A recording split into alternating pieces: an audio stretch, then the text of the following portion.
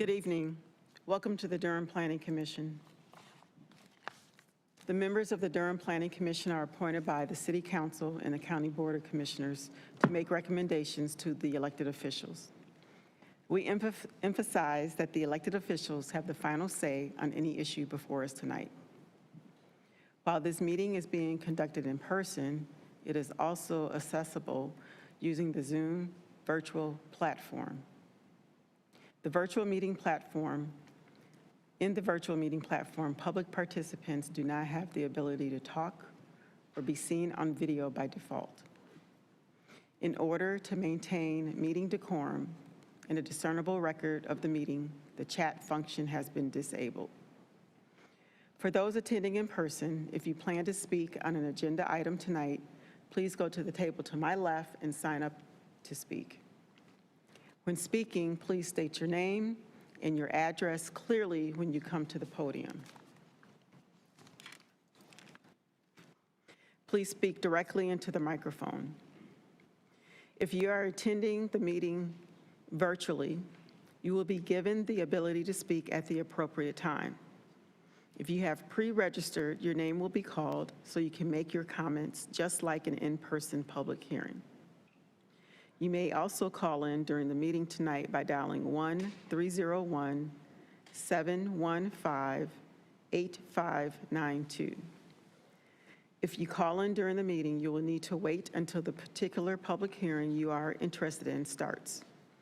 After all the pre-registered speakers have shared their comments, I will ask if there is anyone else wishing to speak. At that point, you will need to digitally raise your hand by pressing *9 on your phone. And when recognized, state your name and address before making your comments. The applicant has a total of 10 minutes for a presentation. Afterwards, each speaker has 2 minutes to speak. Commissioners, we have some contested cases tonight, and our time is limited this evening. Therefore, we are asking each commissioner to take 5 minutes for Q&A, and you will only be called on a second time to speak after all other commissioners have chosen to speak for the first time. Please have your thoughts and questions organized. Commissioners, as a reminder, after the public hearing is closed, you obtain the floor by being recognized by the chair. Commission members, please remember you share this time with your fellow commissioners. Keep your comments and questions pithy, and please don't repeat topics that have already been discussed or questioned. The time to make all public statements is before a motion is made. Once a motion is on the floor and any further discussion regarding that motion is necessary, it must come after a second. All motions are stated in the affirmative, so if a motion fails or ties, the recommendation is for denial. Commissioners, if you are not ready to move a case forward, please indicate as such when questioned. Finally, I ask everyone here and on the Zoom, the commission members, the staff, and the public to conduct themselves in a courteous and respectful manner. If someone fails to act in that manner, the chair will ask the offending person or persons to leave the room or to be muted on Zoom until such time they regain personal control. If decorum fails to be restored, the chair will recess the meeting until a genuine commitment to act respectful and courteous is observed. After the case you are here for, when it ends, please be courteous and leave this room quietly until you have exited to have your post-case discussions out in that hallway with the door closed, because the commission still has business to continue on its remaining agenda. Thank you. May we have the roll call vote, please?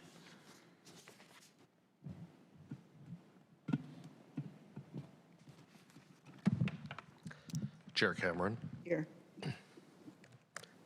Vice Chair Shigaris. Here. Commissioner Capers. Commissioner Cutright. Here. Commissioner Chakowski. Here. Commissioner Gregory. Here. Commissioner Huynh. Here. Commissioner Kopak. Commissioner McIver, Here. Commissioner Nine-Kirkner, Commissioner Piontek, Commissioner Williams, Here. and Commissioner Woke. Here. We have established quorum. Thank you.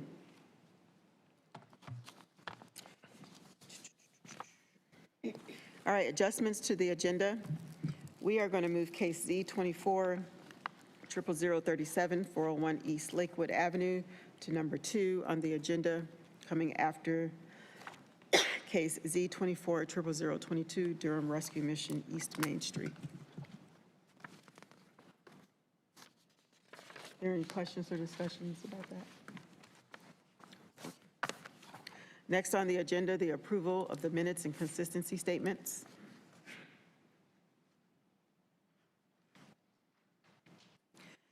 Item 4 on the agenda is the approval of the minutes and consistency statements from the March 11th, 2025 meeting. Do we have a motion to approve? So move. Is there a second? Second. It's been moved by Commissioner Cutright and seconded by Vice Chair Shigaris to approve the minutes and consistency statements from the March 11th, 2025 meeting. All in favor, please say aye. Aye. All opposed? The ayes have it. All right, we're moving into the public hearings for zoning map changes. Item number 5, case 1, Z24 00022, Durham Rescue Mission East Main Street. May we have the staff report, please? Thank you, Chair Cameron. Vice Chair Shigaris, Honorable Commissioners, my name is Andy Lester with the Planning Department. I'm here to present case Z24 00022, Durham Rescue Mission East Main Street. This is a case that was continued from the March 11th, 2025 Planning Commission public hearing in order for the applicant to conduct the second neighborhood meeting in accordance with the neighborhood guidelines. And before I begin, staff would like to state for the record that all Planning Department hearing items have been advertised and noticed in accordance with state and local law, and affidavits of all notices are on file with the Planning Department. The following information summarizes the application. The proposal includes 15 parcels of land totaling 3.52 acres located within the Alston Avenue Compact Neighborhood Tier. The intent is to rezone to light industrial with a textual development plan. Under the development plan, a range of civic, commercial, and limited industrial uses would be allowed. Specifically, these uses would be prohibited.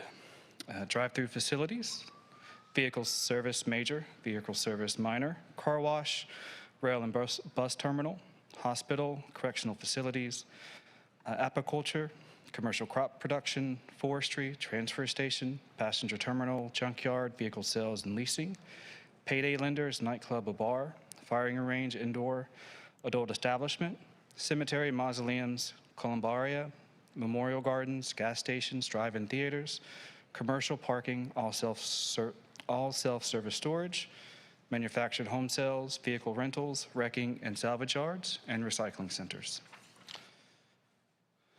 The existing zoning is industrial light, residential urban 5-2, residential urban multifamily, and commercial general. The proposed zoning is light industrial with the textual development plan. The surrounding site is similar zoning districts with RU52, industrial light, residential urban multifamily. The aerial map shows the general location of the property. To the north is Durham Rescue Mission. To the west, across Alston Avenue, is a mix of commercial and residential. To the south is a mix of residential and industrial uses. And to the east is a mix of residential and commercial. The property is currently designated transit opportunity area on the place type map.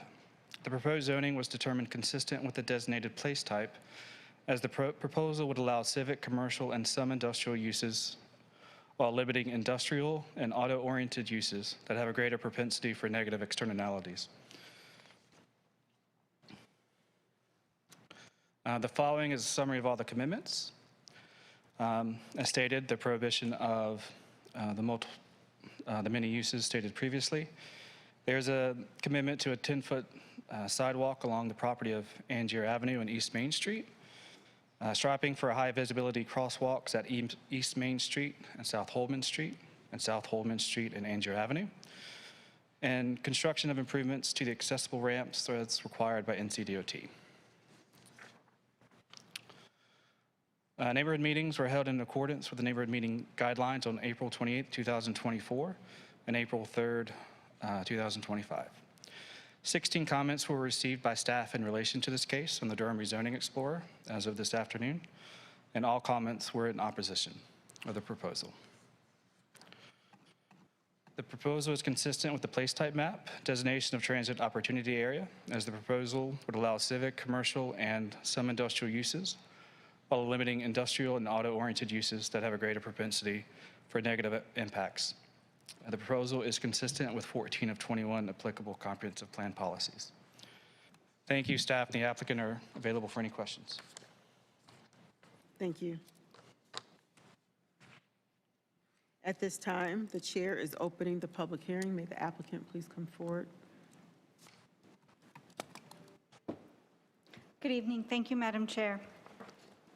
Members of the Planning Commission, neighbors, staff. My name is Sarah Van Every. I'm a senior planner with McAdams at 2905 Meridian Parkway, Durham. I'm here on behalf of our client, Durham Rescue Mission. And we understand that you are going to hear from neighbors and their concerns this evening. While I cannot speak to what you may hear from our neighbors, but what I can tell you is that in my professional opinion, the request meets the consistency and the plans, and I'm going to outline that for you. I would also like to thank staff for their presentation. That was great. Really appreciate you covering the basis of everything. As noted, this is a 15 parcel request to Industrial Light. I want to note that this is a textual development plan brought to you by Durham Rescue Mission, and that is not by accident. Durham Rescue Mission is a nonprofit based in Durham to provide services to those in need. The textual development plan is an option that allows for a barrier reduction to entry by reducing the burden on any one entity to proceed with a rezoning petition.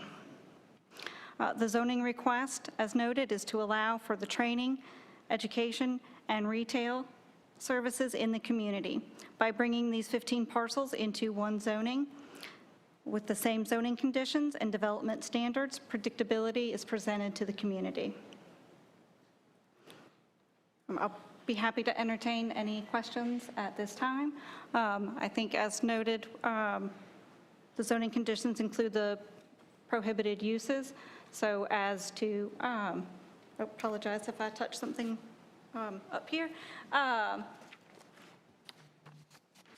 To limit the vehicular and auto-dependent uses, there is 10-foot sidewalk zoning condition commitment along Angier and East Main and high-vis crosswalks to provide those connections where needed, and will be subject to DOT and city approval. Again, be happy to entertain any questions at this time. Thank you. Thank you. This time, we're going to call everyone who signed up to speak. First, we have Angel Dozier.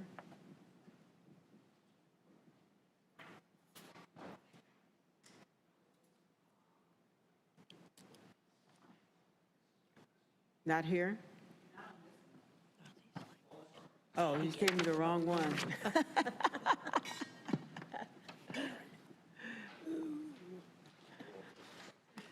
wonder it was silent. All right.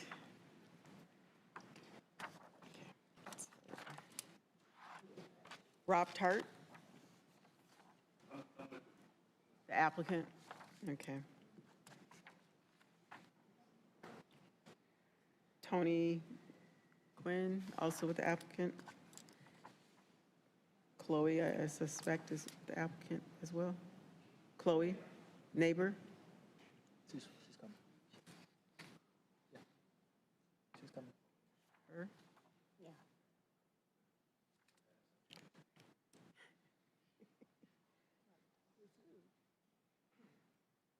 You state your name and your address and then speak. Sure, thank you. Chloe Palanchar, 2111 East Main Street. I haven't done this before. I don't know a lot about the Planning Commission, parent of 2 young children.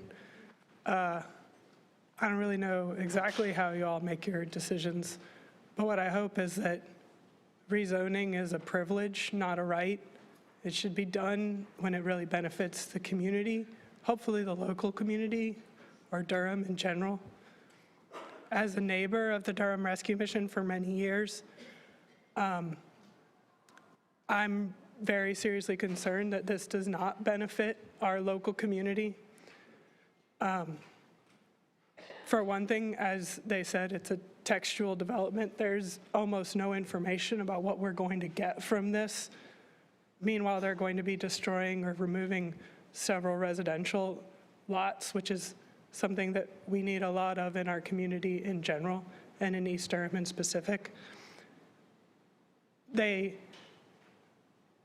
We're not well organized. Like I see another neighborhood here. I wish we were better organized to respond to this.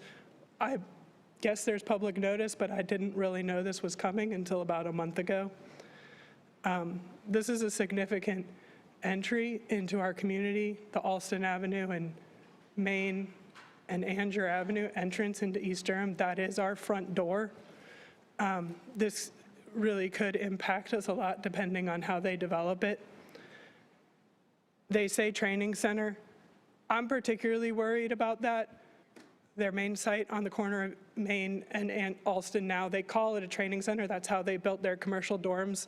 But to the rest of us, it looks like a drug treatment center and a homeless services facility. I believe that people should get help, but concentrating so much of that in one area can be a problem. There also can be homeless center and drop-in services allowed under the zoning by right. There's a lot of concerns I have about the plan. Thank you. Next, we have Mimi Kessler.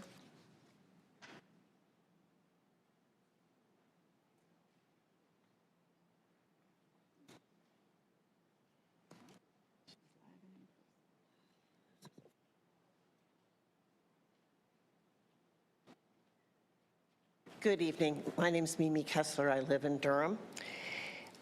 I read this case, and I cannot imagine what they are going to create in this space. A pool hall, that seems to be the only thing that isn't listed. I mean, what else are they going to put there? So I'm opposed to this because they aren't telling us what they want to build. Please vote no. Thank you. Next, we have Ideal Ortez on the Zoom.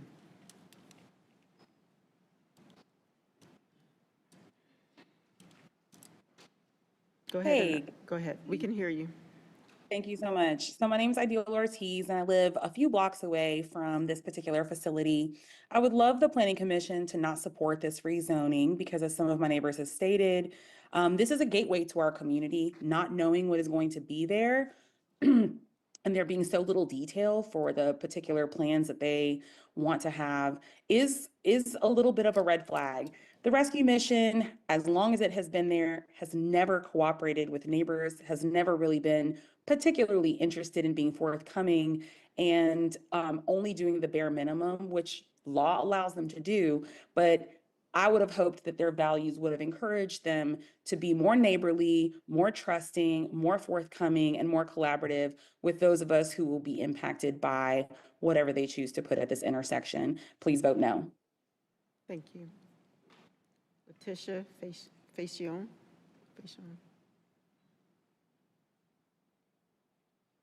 Unmute yourself and go ahead.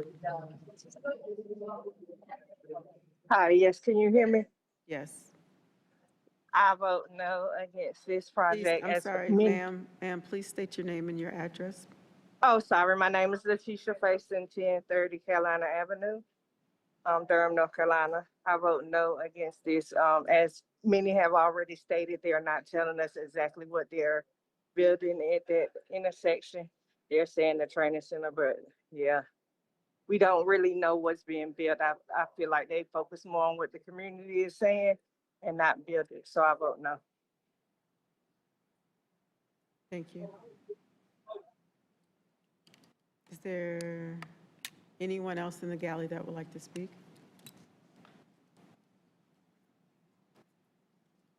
Is there anyone else here that would like to speak on this case? It's the Durham Rescue Mission.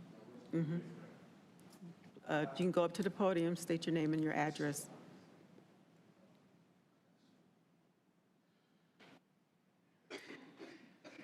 All right, Brandon Love, 3515 Arlington Street, Durham. Native son of Durham. And I'd like you all to vote no to the plans of changing that intersection.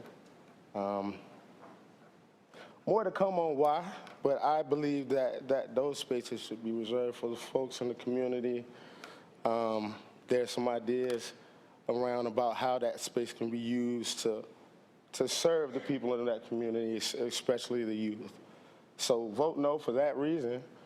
There are better things to pursue there. Thank you for the time.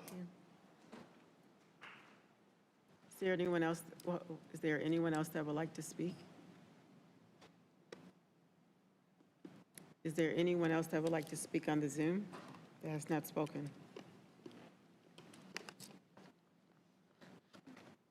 No?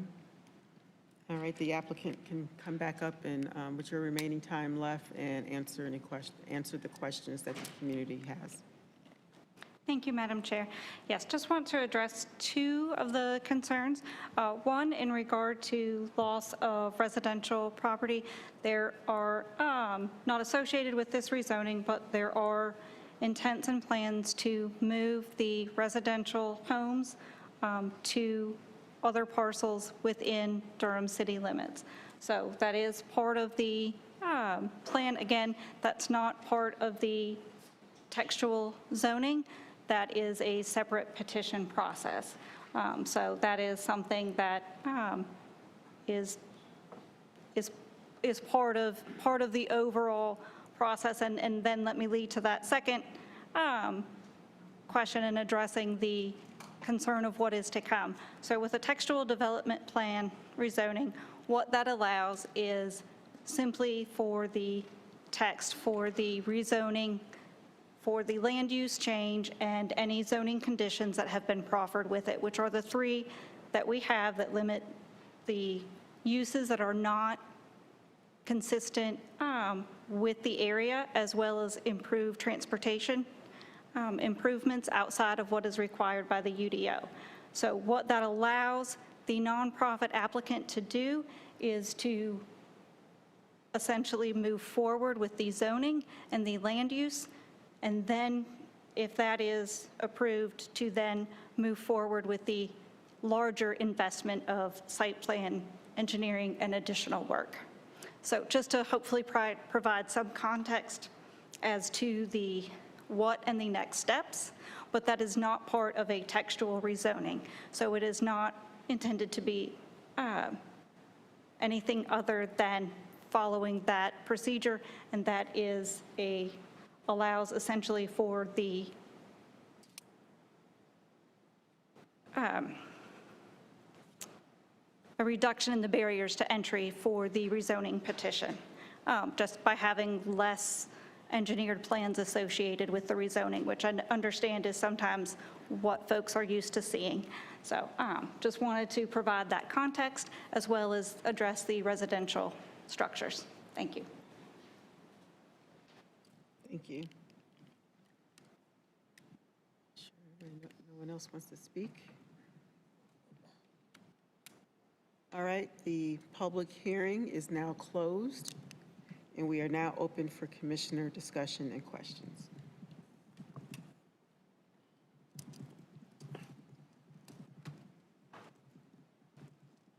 Commissioner Cutright?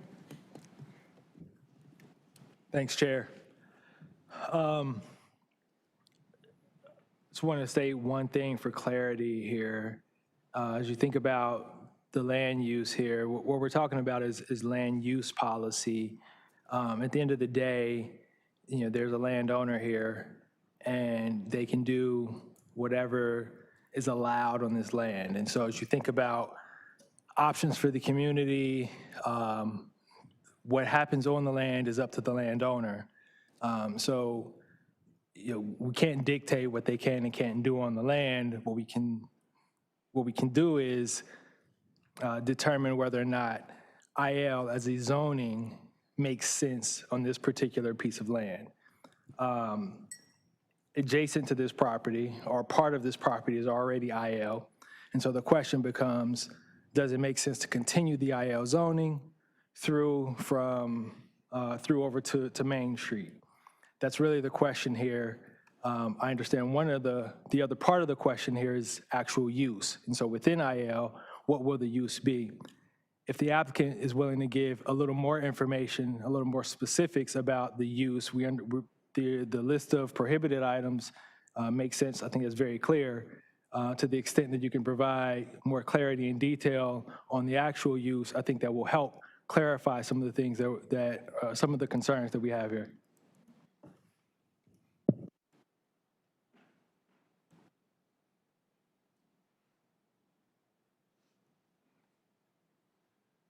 Good evening. My name is Rob Tart. I'm the CEO of the Durham Rescue Mission. And with this property, we intend to build a facility that we'll be using we're actually going to call it a career development center, where we're trying to help people develop into their own career fields and learn skills that, not just trade skills per se, but life skills to help them to move forward.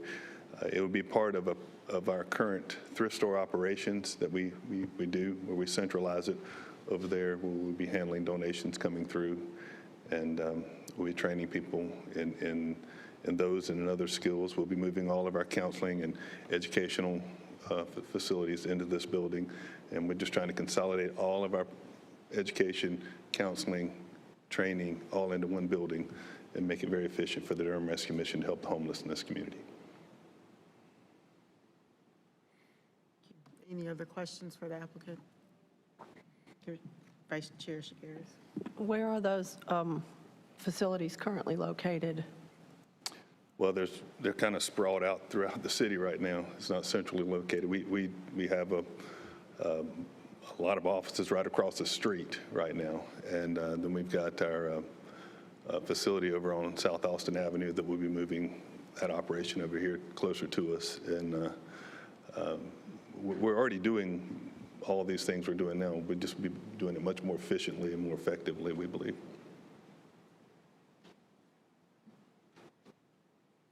And additionally, I saw on the report there was perhaps some historical buildings on the site. I don't know if that refers to the... I know of no historic buildings on the site. This is not what we were talking about, is that there are 2 residential houses that are there now. We have property in the Golden Belt Historic District, empty lots. Our intention, we have an application in already for this, is to move those 2 houses to the historic district 6 blocks away from where they are now. And so that's a commitment you're willing to make this evening? Yeah, we're already moving forward. Move the houses? Mm-hmm. Okay. Staff, we just need to clarify if that's a commitment you're putting on the zoning to move those houses, and we would need, if that's going to be the case, we would need for there to be a timing mechanism on that. I just want to clarify if that's just kind of like you're committing to doing that, or are you committing to including that in your zoning stipulations? Are you asking me or them? I'm asking you, actually. You're the applicant. Yeah. Well, I'm committed as far as the historic people will allow us to move those houses to it. Okay, so I'm going to take that as not including it in the zoning.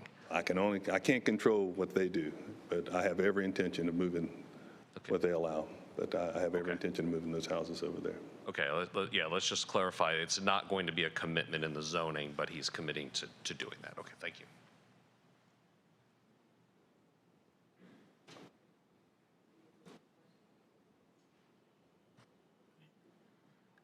Mr. Gregory, sorry. Thank you, Chair. I saw in the zoning map report that there was a request from the Transportation Department for a bus pullout and concrete pad at one of the stops adjacent to the site, and I see that that request was denied by the applicant, and I'm just curious if you all could provide some reasoning on that. Sure, I'll speak to that. Yes, so we did receive the request. We are not able to commit to it as part of the zoning, but have noted it when we get to the site plan, and if we're able to, yes, but similar to the previous commitment, it's not part of the zoning commitment, but it is noted. Thank you.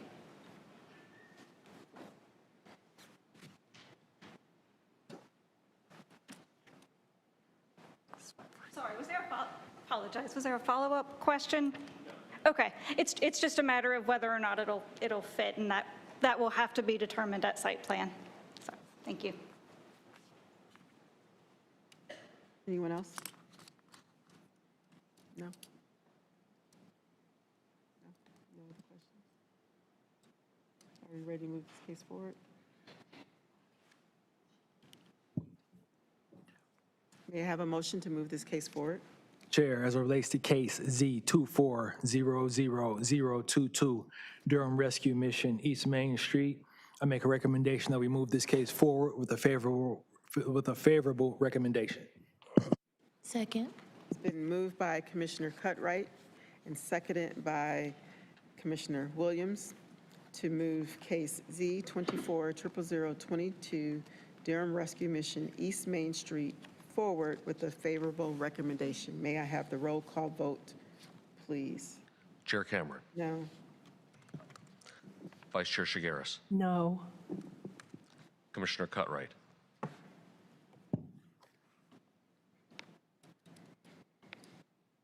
Yes. Commissioner Chakowski. No. Commissioner Gregory. No. No.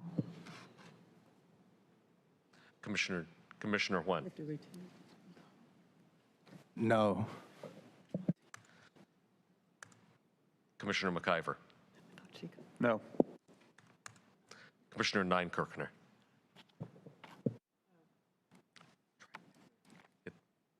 We didn't. No. Commissioner Williams. No. Commissioner Woke. No. The motion fails 9-1. Thank you.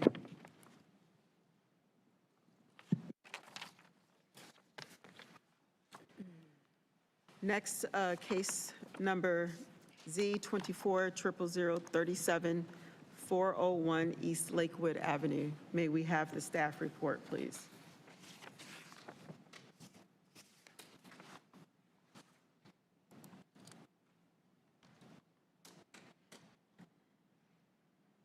All right.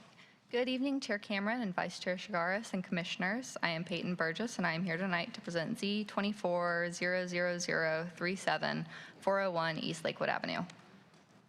The request is for a general rezoning of 9.65 acres in the downtown tier to go from Downtown Design Support 1 and 2 to Downtown Design Core in order to increase building height maximum requirements. Because it is a general rezoning, there is no development plan. The map shows the existing zoning as Downtown Design Support 1 and 2 and surrounded by the same. Downtown Design Core is located across the Durham Freeway. The majority of the Downtown Design District standards apply the same to all three of the subcategories, Core, Support 1, and Support 2.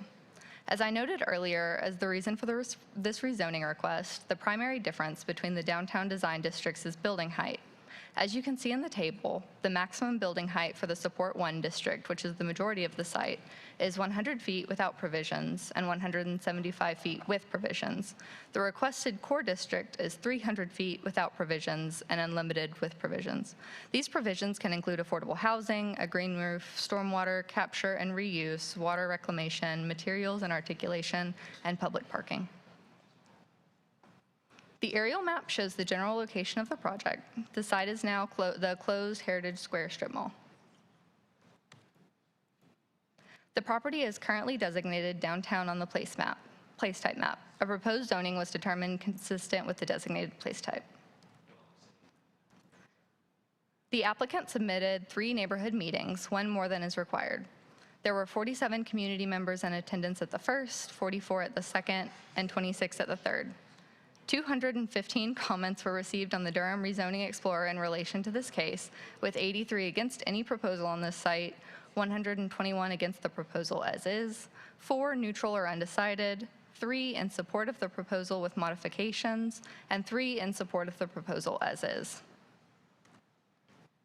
The request is consistent with the place type map designation of downtown and is consistent with 14 of 14 applicable comprehensive plan policies, with some policies not able to be demonstrated because this is a general rezoning. Staff and the applicant are available for any questions.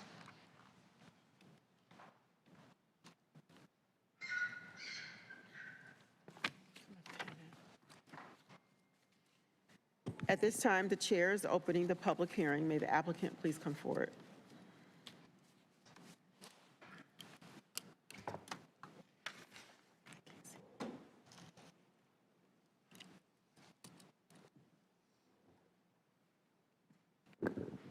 Good evening, Chair Cameron and members of the Commission. I'm Jamie Schwadler with Parker Poe, 381 Fayetteville Street, here on behalf of the property owners and developers, Sterling Bay and Akram Group.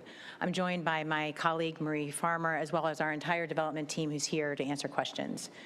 This property is located in the Hayti Historic District, an area that was upended by urban renewal and is still experiencing that pain.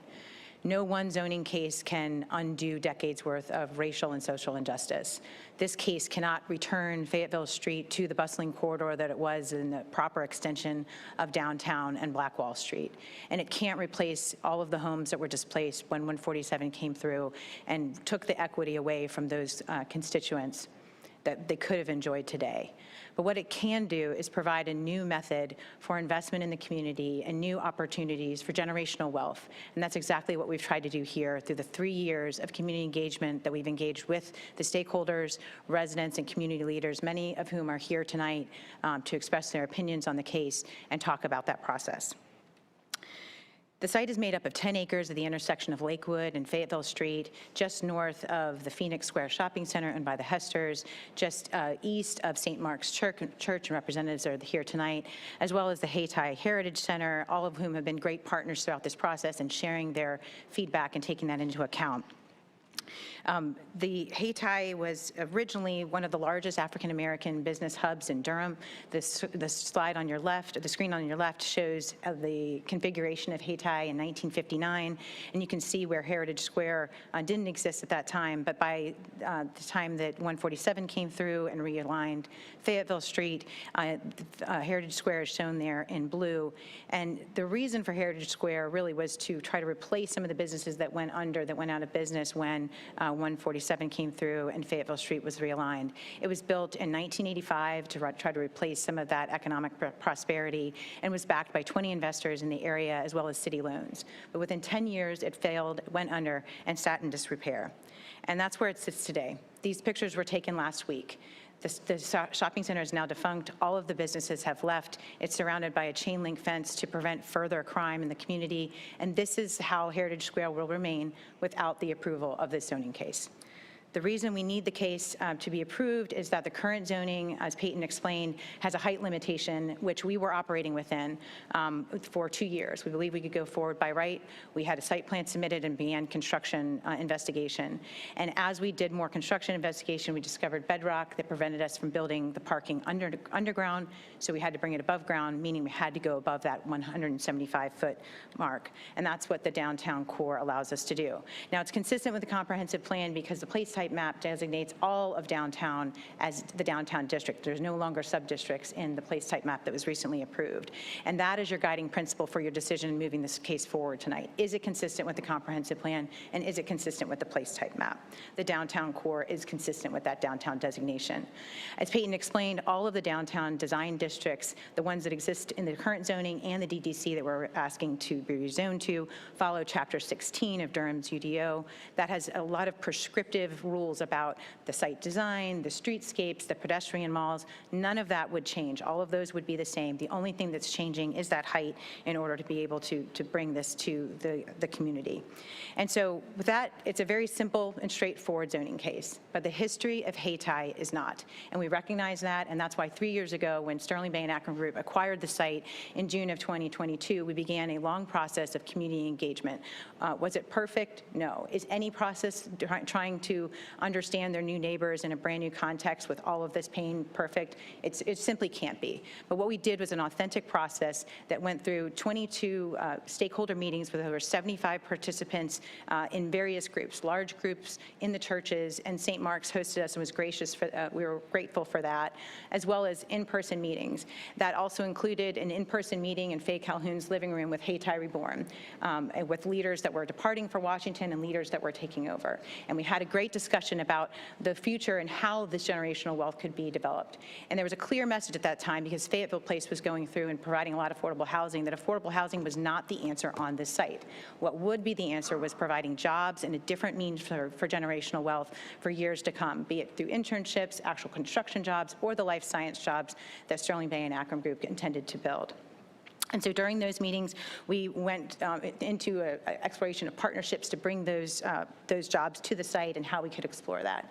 We also received a request in October of 2024 to engage a community liaison. We immediately released an RFP to do that. We hired 2 people as a result. Bridget Wall-Lennon is here to talk about that process and the process that she used both in Fayette Place as well as what she's doing currently for North Carolina Central. We also hired a local Durham representative who is going to help us with the MWBE process after the zoning is approved, should it be approved by the City Council, and as we go through the construction.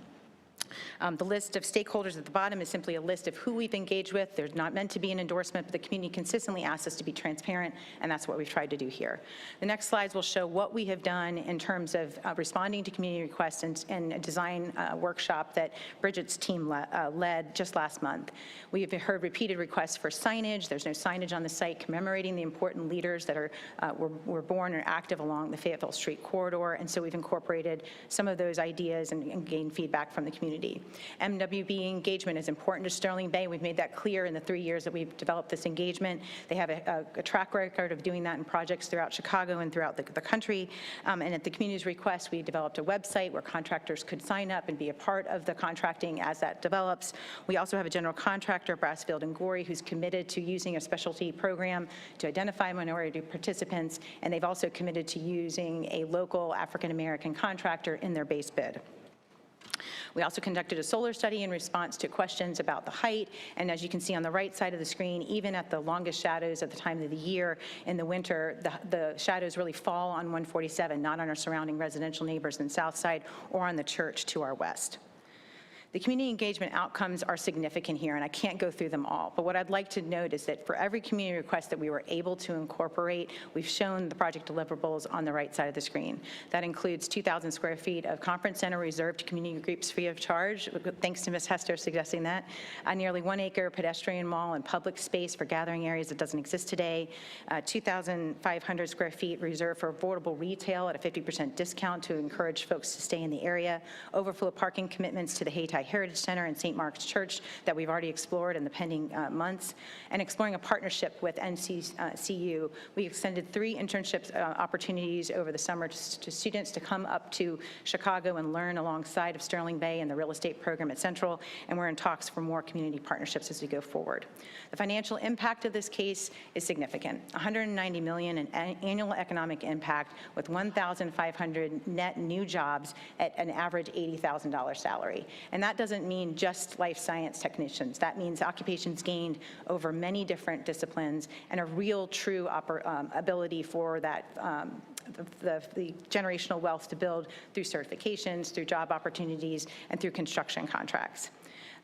As Peyton mentioned, we're consistent with 14 out of 14 applicable policies, and also consistent with the downtown place type map, and we are providing additional public interest in upsizing the sewer pipe, providing a second water line, upgrading sidewalks, crosswalks, the existing bus pad in there, in addition to the things I just mentioned, the pedestrian mall, and the various things, each of which were suggested by community members during that 2-year process, and were made commitments of this case. Now, it is a general rezoning, so there is no development plan. That's consistent with what you've seen in downtown zonings. They aren't often done.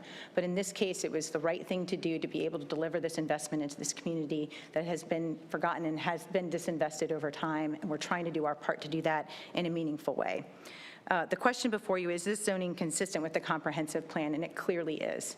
To the extent we're tempted to look at whether the community engagement has gone far enough, I would submit that all of the commitments we've mentioned tonight and the 3-year process resulted in real commitments based on real conversations along the corridor, and we're here and invested in continuing those conversations tonight, but request that we move forward. I'd like to reserve the rest of my time for Bridget to explain how the contribution of this project to the overall area makes this a mixed income neighborhood. Thank you. Thank you.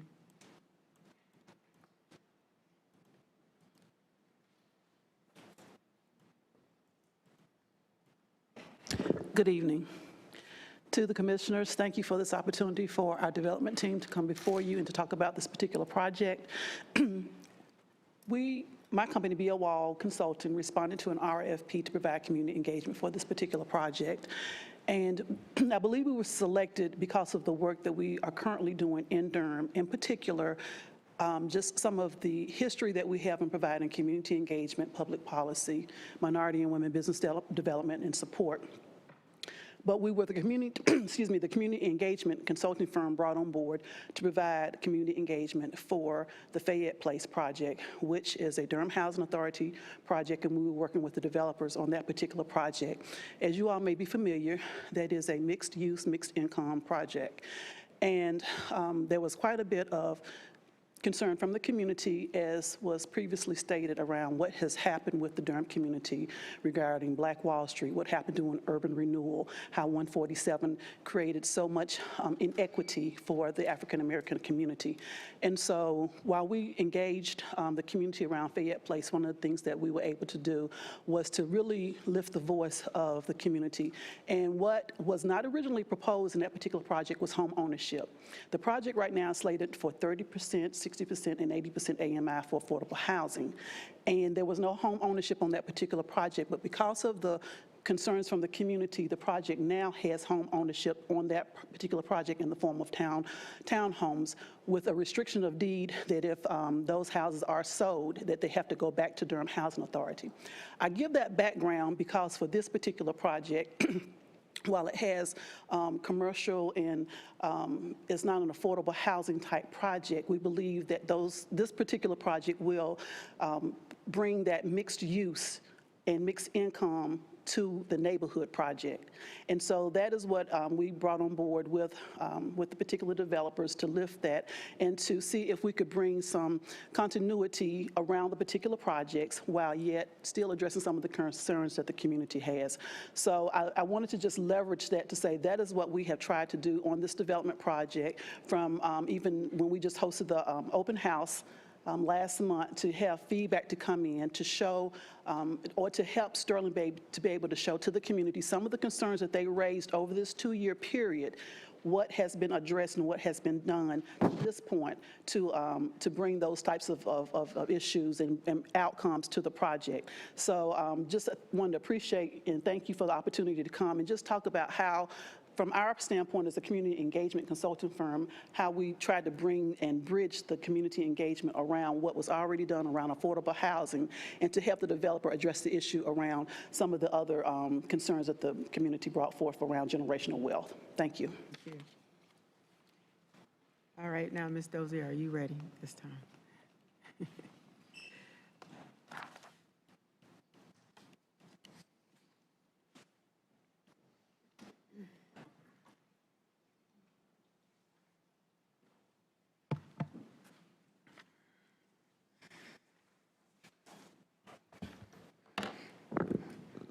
Hello, my name is Angel Isette Dozier, 900 South Roxborough Street. I want to first start by saying that community engagement is a misrepresentation for what has happened in the Hayti community over the past 3 years. The firm hired to do the community engagement were hired and began community engagement about 3 to 4 months ago. I read the RFP. They were required to host 2 meetings. One that was in person and another one virtual by March. I don't believe anything about this particular development as designed and as presented will help generate reparative wealth, and that's what we need. I think talking about generational wealth in this case is a distraction, because authentic community engagement means collaborating and coming up with a solution together, not being told what you will and will not do. Rezoning means we are at risk of repeating a devastating past in the Hayti community. When the highway was built through Hayti, it destroyed a vibrant Black economy. It displaced families and left a wound that has not been healed or even addressed. Now we're being asked to support a development that will bring more of this subtle gentrification and more erasure by calling it Carolina Heritage Square or Carolina Research Square. Rezoning can be seen as a calculated effort to make the area part of downtown. The developer is calling this part of the area downtown, and it's not downtown. It has never received downtown resources or respect. We don't want massive buildings looming over this area. It could cloud the culture and sit half empty. These buildings will sit half empty like most of them do already downtown. Listen to the people with the lived experience. Please vote no for rezoning. Thank you. I'm sorry, y'all. Okay, so no more clapping, please. That's part of the decorum. Next, we have Reverend Brenda McCormick. McCormick, yes.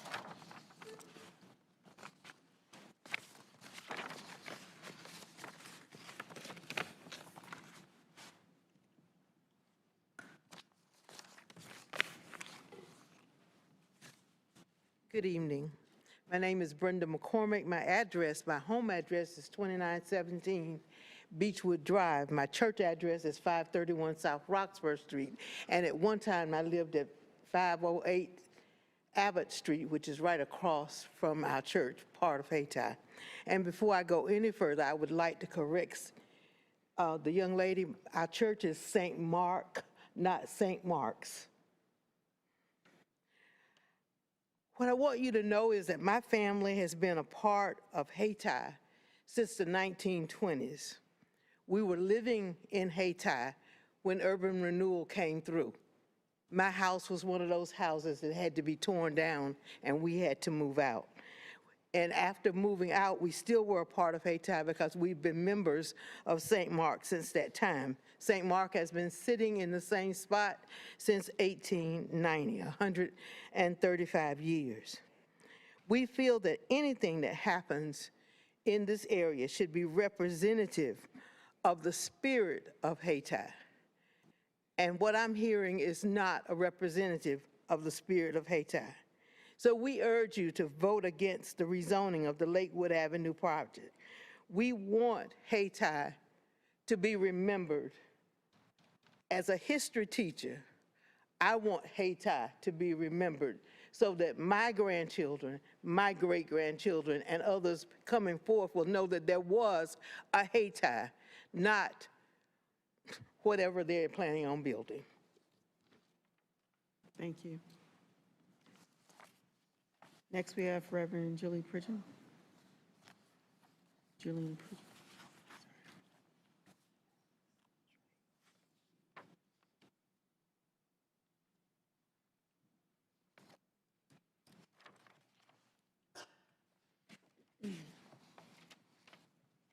Good evening. My name is Julian Pridgen, pastor of the St. Mark African Methodist Episcopal Zion Church at 531 South Roxborough Street in Durham. Our property abuts Heritage Square on the west end of the tract, and I'm here tonight to ask that you would not support the rezoning of Heritage Square of the property. I would also add that we are in agreement with the verbal and written presentation that you have had or will receive from an organization by the name of Hayti Reborn.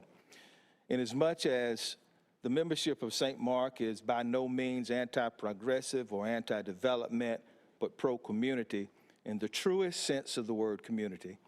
St. Mark has hosted several meetings of listening sessions to include conversations with the developer, yet we remain unconvinced that Sterling Bay will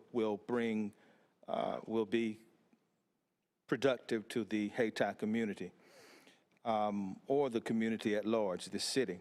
We believe that a good neighbor would come and walk with us and embrace our culture before asking for change.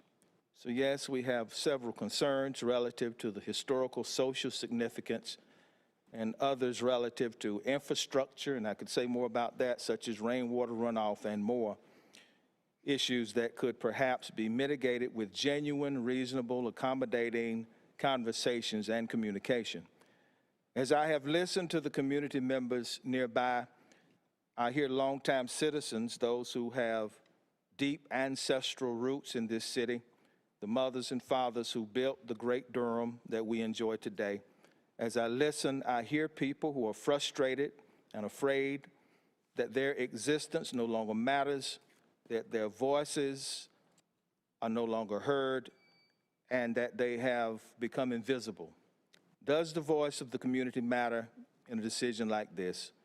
Would it cause, or could it cause, any harm to the city if this rezoning project is not approved? And I'll end my comments here, and thank you, Commission, for your time. Thank you. Alex Trejo.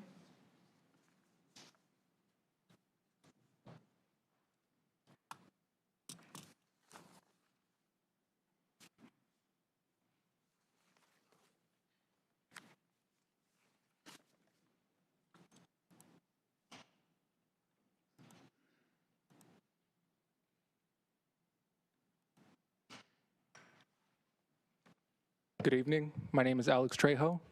I'm with the Party for Socialism and Liberation. I was raised in East Durham, and I want to start by saying I've seen firsthand what gentrification does to a city. I watched communities like mine lose neighbors, culture, and history to luxury developments that were never meant for us. And now here we are facing the same threat in Hayti. We know this isn't entirely on the shoulders of the Planning Commission. Developers like Sterling Bay are driving this. But by approving this rezoning, the city is once again enabling a process that displaces Black residents and erases Black history, all without offering a meaningful plan to address the harm. Meanwhile, the community does have a plan. Hayti Reborn is a community-led vision grounded in affordable housing, Black business support, and shared equity. It's not anti-development, it's pro-justice. It's about building a future in Hayti that actually includes the people who live there for generations. We've seen this pattern before. In the 1960s, Durham promised reinvestment in Hayti, then bulldozed it to build a freeway. Hundreds of Black-owned businesses were destroyed. The promises made to that community were broken. Now Sterling Bay wants to build 1 million square feet of development while offering just 2,500 square feet of discounted retail, conference space, and a few symbolic gestures. That is not meaningful benefit. That is a wealth building, and it's not acceptable. They've misrepresented community input, claiming people don't want affordable housing when in fact the community demands ownership and economic empowerment. And still Sterling Bay refuses to offer the community a real stake in this project. So we're here today to say, reject this rezoning, reject it because Hayti deserves more than promises, reject it because Hayti needs development without displacement. Reject it because the people already have a better plan, Hayti Reborn. Thank you. Thank you.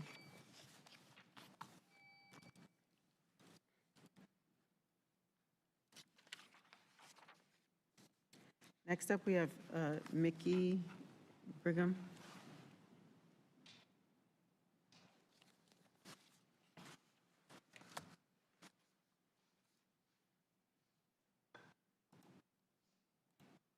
Good evening, Commission. My name is Mickey Brigham. I live in Durham.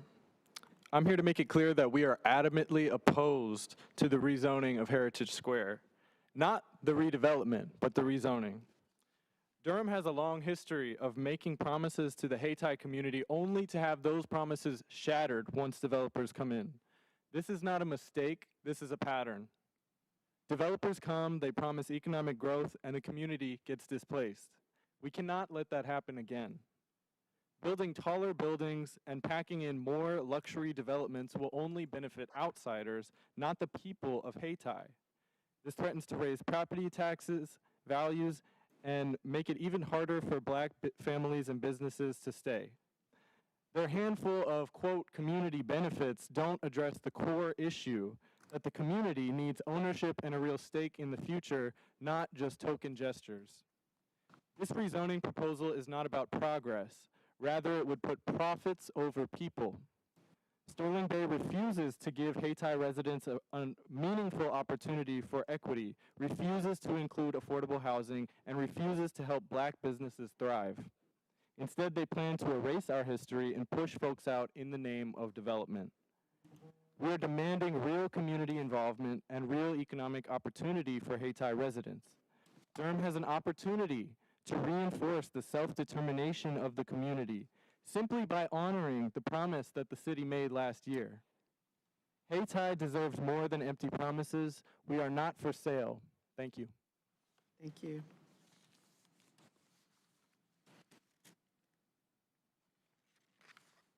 Edgar Arietta.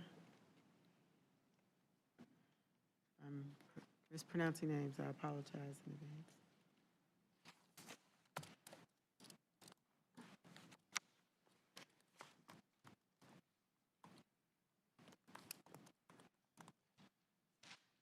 Hi, everyone. My name is Edgar Arietta. Live here in Durham at 551 Homeland Avenue. And yeah, that's Hillside. It's not too far away from Hayti and why we're all here today. And I was at St. Mark AME Zion Church just this last Friday. And I'm here to not only show my support for St. Mark and Hayti Reborn, but to share what I saw and heard that evening. Now, I'll keep it brief. There was amazing food. That curry chicken still lives in my head. There was great music, and it was the easiest time I've ever had in a church parking lot. But more importantly, I saw community show out not just in numbers, but with their resolve. Resolve to not let this development in Hayti displace or lock out the prosperity of the people who live there right now. Resolve to not let the developer Sterling Bay enter an area it has no history in and fail to have any meaningful conversation with local residents, and resolve to make sure that the community of Hayti not only has a seat at the table today and now, but in the years that follow, and to give an opportunity of self-determination that should be allotted to all people, regardless of how many and how much money they bring to the table. And I would like to see the best possible development for Heritage Square. But as it stands, there's little consideration for the people who actually live in Hayti and in Durham as a whole. Sterling Bay should withdraw their April 8th rezoning request and converse with the community leaders for a shared vision of the future. Thank you. Thank you. Next, we have Nicole Traplunk.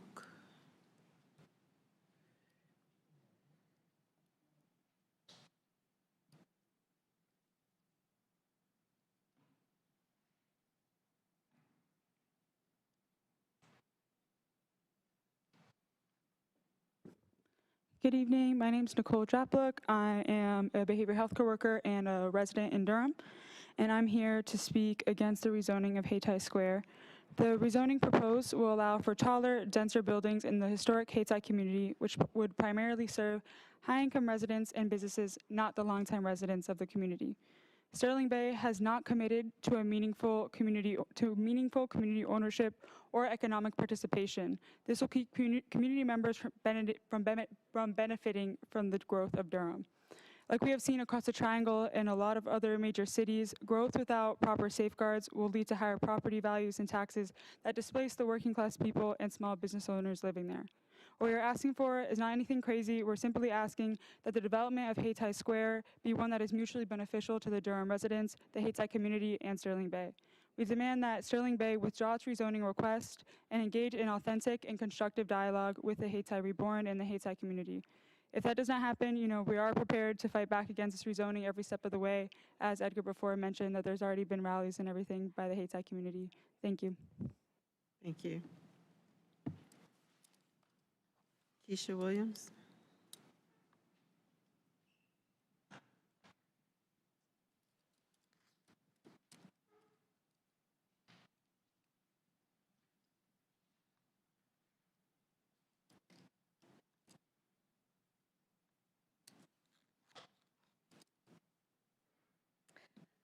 Good evening, Commissioners. My name is Keisha Williams, and I stand before you on behalf of Hayti Reborn, and in deep solidarity with the residents of the Hayti community. I'm here to say clearly and unequivocally, we oppose the rezoning of Heritage Square by Sterling Bay. I'm here because I care about this community, and I care about what's happening here. Sterling Bay wants to rezone Heritage Square, we know that. They want to build taller buildings, condos, office spaces. They say it's for the benefit of the community, but here's the thing. By their own admission, they already have permission to build. The zoning as it is right now allows them to develop this property without needing to make any changes. So why push for this rezoning? Why make things more complicated? The only reason to rezone is for one thing, more profit for Sterling Bay. That's the reality here. Taller buildings, higher rent, bigger developments, none of this is about us. This is about what's making them more money. It's coming at the expense of the people who've lived here for generations. And I know some people may think it's just a zoning change. What's the big deal? But this change isn't small. It allows for development that's going to push this community out. And that's the part that Sterling Bay is not talking about. They claim to be doing good, but their plan is not offering anything meaningful to this community. No affordable housing guarantees, no opportunity for us to own a part of the development. Just more space for high-income residents and businesses that will only benefit people who aren't from here. They've made it clear this is about making money, not about including us in the future of our own community. So we're not against development. We just want to be a part of it. We want to make sure that the people who've been here the longest, who've built this community, get to benefit from it. We want housing that we can afford. We want businesses owned by people who live here. We want a seat at the table. So I'm asking you, commissioners, do not approve this rezoning. There's no reason for it. Sterling Bay has the right to build under the current zoning, and they could still create something that benefits the community without changing the rules to pad their pockets. Thank you. Anita Scott Neville.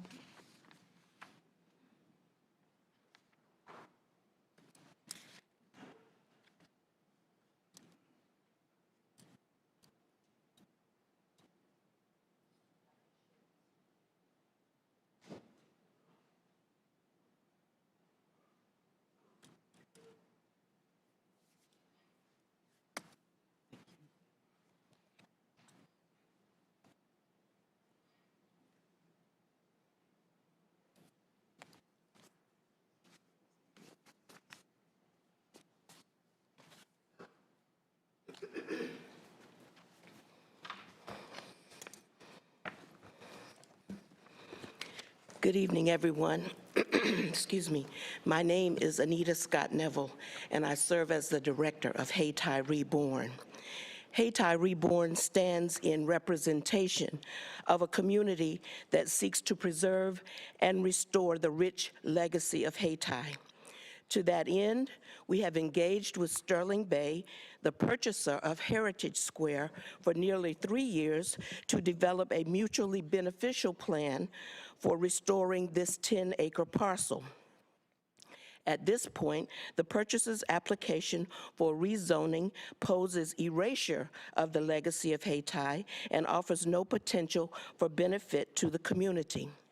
After many meetings with the purchaser on behalf of the community, we have requested an opportunity to meet with Sterling Bay to develop strategy that develops a mutually beneficial plan for the property, and that during that time, Sterling Bay would withdraw their application for rezoning while we move forward with this action.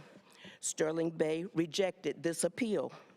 Therefore, In accordance with Section 3.5.11 of the Unified Development Ordinance, we request a 90-day continuance of the review of the purchaser's application. The 90-day continuance would allow time to, 1, facilitate more meaningful and collaborative engagement between community stakeholders and Sterling Bay with the goal of aligning a mutually agreeable proposal. 2, allow time for Sterling Bay to review alternatives, starting with withdrawal of the current application and revision of a design that fits within current downtown design S1, S2 zoning that does address community interests and livability. 3, allow time for the staff to revisit the offensive historic resource analysis in the comprehensive plan consistency review, focusing on references to blight versus systemic disinvestment and elevation of the cultural value of Hayti. The greatest harm that has resulted from this whole process has been the blatant disregard for the value of this acreage to the preservation of Hayti and for the sovereignty and resolve of its citizens to resist gentrification, invasion, and erasure of our community. Please vote yes for the 90-day continuance.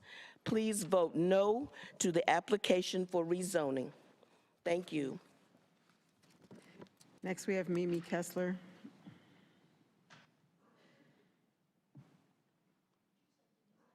Mimi Kessler.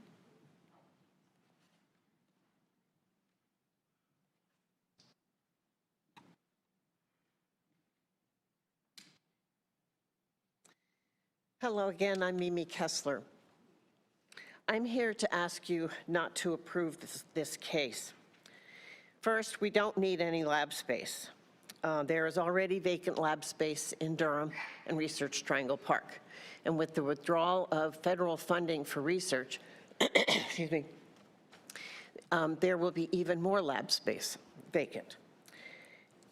I heard one of the presenters talk about mixed income, but I don't really understand that because apparently they're not going to have affordable housing, but she also said something about the 30, 60, and 80 AMI, so I don't really understand that, but there should be affordable housing here. And I've been researching the tipping point between revitalization and gentrification. I believe it happens when someone else, other than the community, decides to build something they think will be good for the community. Once that is started, it's hard to stop the train. Please listen to the community and deny this development. If you agree with me, please raise your hand silently. Thank you. Next, we have Denise Hester.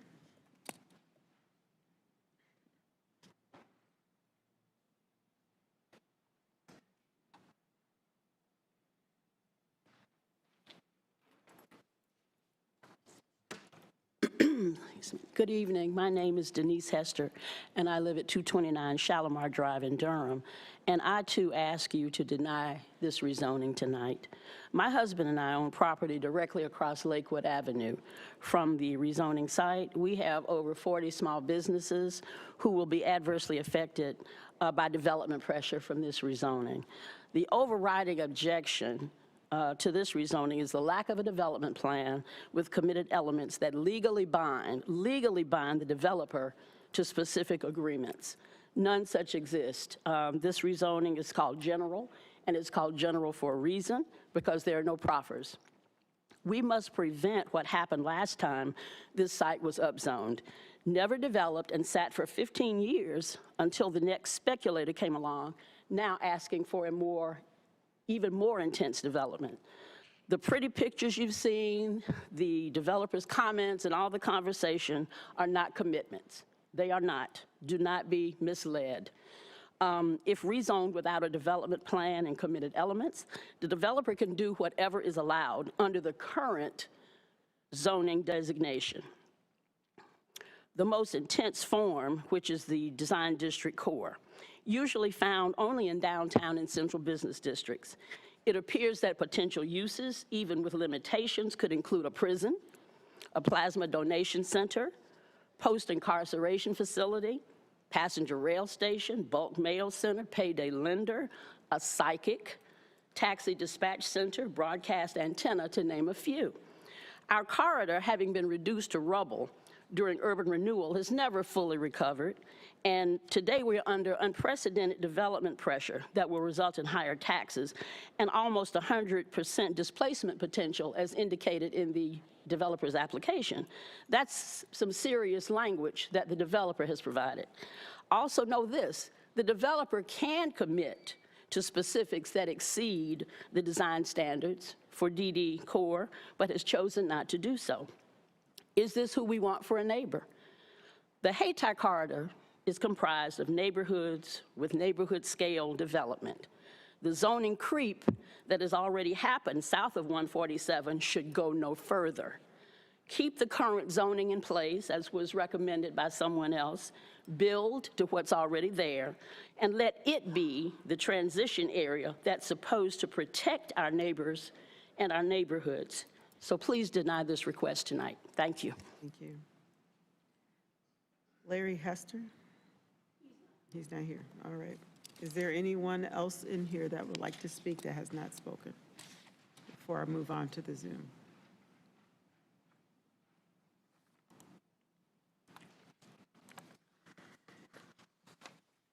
All right, first up on the Zoom, we have Iram Ekpan. My name, can you hear me okay? Yes. I'm Edim Akpan at 454 Briar Summit Place. My message isn't so eloquent as the people who preceded me, but it is short and simple. Please vote no to rezoning. This rezoning request will only contribute to already rampant gentrification, benefiting a developer thousands of miles away while displacing the residents who made Durham a place that so many people want to come to now. There's a long line of community comments opposing this project for a good reason. Please vote no to rezoning. Thank you. Thank you. Next, we have Ideal Ortez. Good evening. Thanks for letting me speak on this matter. I also oppose the request for rezoning by this applicant. My main concern is one of basic integrity with all of what they've said about community engagement.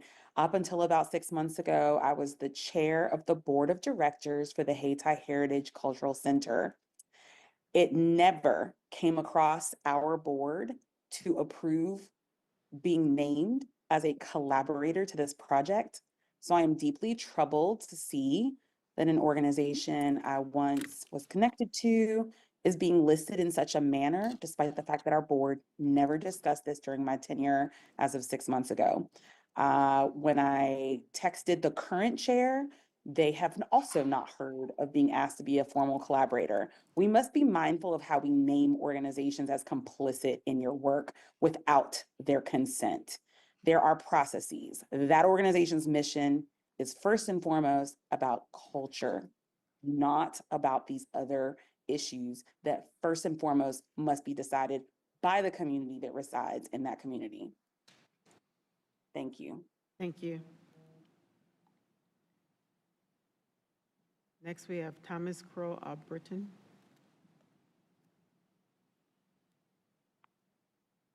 Good evening, everybody. My name is Thomas Crow Britton. I'm with the Party for Socialism and Liberation. I'm a Durham resident, and I grew up just right outside of here in a small town called Oxford, North Carolina. And I've seen a lot of the changes firsthand here in Durham, right? When we talk about development, I think we all know we should be asking development for who, right?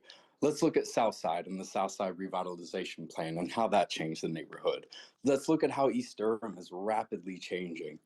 This is only going to make that worse.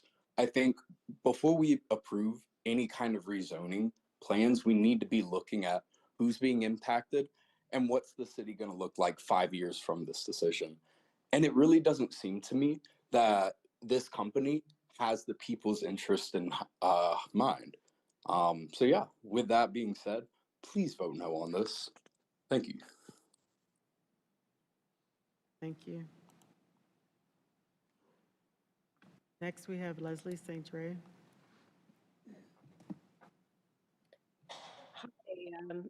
Thanks for having me or letting us speak today on this. I'm a Durham resident, displaced, informally evicted twice and displaced from the Bay Area 4.5 years ago. Also a longtime housing justice organizer who was a lead strategist with SF's Race and Equity in All Planning Coalition. So I'm deeply devoted to this work and standing alongside communities fighting displacement, and urge this commission to do the same. I stand firmly with Hayti Reborn and their effort to stop the upzoning of their heritage square, because that is what it is. It's their heritage, their land. The story of two white guys from Connecticut betting on the whitening and gentrification of Hayti in 2019 and selling to gentrification pros in Chicago while making $40 million off pure speculation is nothing new. However, the city doesn't have to continue to reward this behavior. It should be reckoning with the racist violence of its urban removal of Hayti residents by land banking and subsidizing truly affordable community-led development like the one Hayti Reborn envisioned. In general, unaffordable upzoning is redevelopment 2.0. The only longitudinal study published about it coming out of New York shows that it increases Black and brown displacement. Oversupplies of unaffordable units like the ones Sterling Bay are planning only barely dip prices for the richest renters, leaving thousands of vacancies all around. SF has 60,000 vacant units, for example. Prices aren't dropping. Durham has a 12% vacancy rate, considered an oversupply, no affordable housing. The market will never provide an abundance of housing for the rest of us. Like Sterling Bay's development, the current UDO draft prioritizing unaffordable upzoning will exponentially inflate land values across the city, pushing our ability to develop truly affordable housing more and more out of reach. You all should be planning for the need, not the greed. No more handouts to developers like Sterling Bay. No private equity in our backyards. Stand with Hayti residents and reject this request. Let's keep residents rooted in their homes and community. Thank you. Thank you. Just a reminder to everyone on the Zoom, please clearly state your name and your address before speaking. Next, we have Toby Adilikun.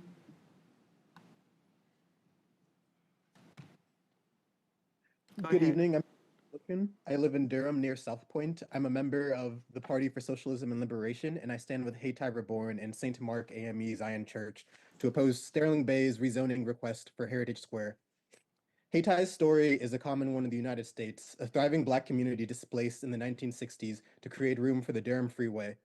Today, Sterling Bay's proposal risks repeating this history. It prioritizes profit over people, risking higher property values and taxes, displacing residents, and the erasure of Hayti's legacy. Their rezoning allows taller, denser buildings that cater to high-income outsiders, not Hayti residents. They ignore our core demands, community involvement. Without equity stakes, local hiring, or sufficient protection for Black businesses, this project will extract wealth from Hayti, not build it. We're not against development, we're against displacement. We want housing and wealth building. Their offerings of historic markers, a pedestrian mall, and a few internships won't stop displacement or build wealth in the community. We demand a project that honors Hayti's history, ensures housing affordability for current residents, and is mutually beneficial to Durham, the Hayti community, and Sterling Bay. Without equity, this project becomes another chapter of extraction, not investment. Rezoning isn't required for progress, it's required for their profit. Let's build a heritage square that honors Hayti's legacy and uplifts its people. I ask that you vote not to approve this rezoning proposal. Thank you. Thank you. Is there anyone on the Zoom that has not spoken that wishes to speak?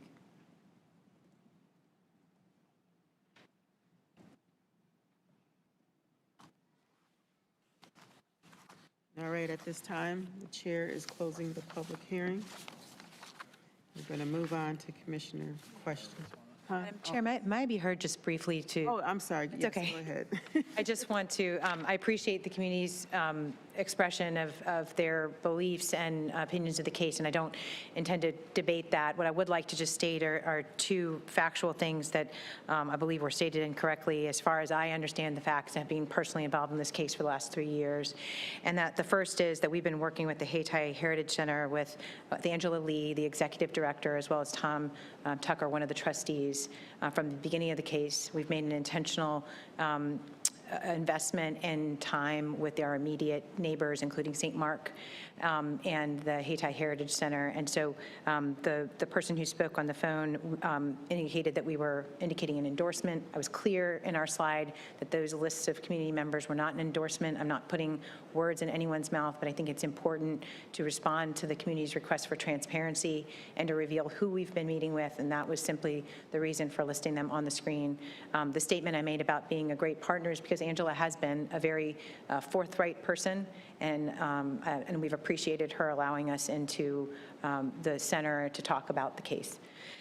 The second is with Hayti Reborn, and I appreciate Ms. Anita recognizing that we've been talking with them for 3 years. I think that's a really important fact that's lost on many folks who were just learning about this case at the rally that was held on Friday, and I understand you can't keep up with all of those things, and it's hard to know about every case going through the pipeline in Durham. But what Ms. Anita recognized is that it's been 3 years of conversations. I think we differ on impressions of the outcome of those conversations, but it doesn't deny the fact that they're meaningful. And to date, we have not received a request to withdraw the application. The first time I heard of a request to withdraw the application is when I read it this morning in the News and Observer in the paper from a representative of Hayti Reborn indicating that they'd requested us to withdraw the application today. That's kind of hard to do when I'm never asked about that, even though I've had 3 years of conversations with various leaders of Hayti Reborn. We were asked to delay the case. We were asked to continue conversations, and we are committed to continuing those conversations, so much so that we've already previewed dates with our group that we will make ourselves available both April 22nd and 23rd to continue those conversations, and we will reach out to each of those groups with whom we've been meeting for the past 3 years and make sure that we find a mutually convenient place where we can have additional meetings. But that is not a justification for delaying this case 90 days. Those community discussions have occurred. We understand that there's upset, and most of the requests have been to deny the case. And so an additional 90 days, I don't believe will produce a different result, but we are more than willing to continue those conversations with those dates of April 22nd and 23rd, but would respectfully request that the Commission look at the guiding principles in the comprehensive plan and make your decision on that basis and move the case forward tonight. Thank you. All right. Now at this time, the chair is closing the public hearing, and we are open for Commissioner. So I asked several times for speakers, and there was no one that wanted to come forward. What? Yeah, so the public spoke, and then she responded to the questions when there was no one else that wanted to speak. And if we do that, we would go back and forth all night. So the chair is closing the public hearing, and now we're opening up for commissioner discussion and questions. We are going to suspend the hearing if we don't have the quorum. All right. Commissioner discussion and questions. Anyone? Everybody scared now? Go ahead. Vice Chair. I have a question. Maybe this is for city staff, maybe for the applicant. So what is the actual difference in the height between the two zonings? The current zoning allows for 175-foot height, and the rezoning is a request for 300. Is that correct? I just want to make sure I understand the exact height difference. Yes, so the majority of the parcel, it's split zone, but the majority of the parcel right now, the maximum height without provisions would be 100 feet, with provisions would be 175 feet. And then the request would be to go to 300 feet without provisions. And then unlimited with provisions. And when it says unlimited, it doesn't truly mean unlimited, but it just means that you can use all of the provisions to go up to a certain number. When we added it up, it was a little over 500 feet. Provisions meaning what exactly? So provisions are additional things that a development can do. So that would be affordable housing, a green roof, stormwater capture and reuse, water reclamation, materials and articulation, and public parking. So it's just something that they would do at site plan that basically, improves the development, and then they would get that bonus of additional height. So if they had, some degree of affordable housing, they get 15 extra feet added on. So with each provision, you can get a little bit more, a little higher up until that max height. A max height of 500 feet? Was that correct? It's technically unlimited. That's what the UDO says. So as many provisions as they can employ, they could theoretically build to that full height. And I guess part B of that question to the applicant is this difference of 125 feet. Is that going to be for parking? No, the only two, the benchmarks that Peyton identified are the S1 at 175 and the core at 300. There's no in-between district. And so in order to get anything over 175, we had to go to that higher district. But we don't intend to build close to 300. It's just a couple of extra stories for the parking that has to go up. But if you look at the intention of the life science buildings, they're different from from office buildings, and wouldn't be possible to build at 500, anywhere close to 500 feet, much less 300 feet. So potentially the difference in the height for, if it's not for life sciences, could be for parking. I mean, how much parking would be for 125? How many parking decks? I mean, if it's going to be 125 feet, what's that, like 10 stories of parking? Or I just want to get a visual here. If those were truly all parking, they'd be 10 to 12 stories, but the intention is not to add an additional 10 to 12 stories of parking.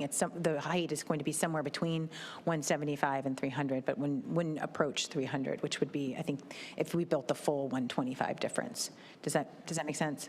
Yeah, that makes sense. I was just wondering because with, Durham going towards a 15-minute walkable community and away from auto-centric development, that would just seem to be a lot of parking, especially because I was under my impression that it was because the bedrock was discovered, because that's where the parking was going to be underground, that the height difference would then be used for above-ground parking.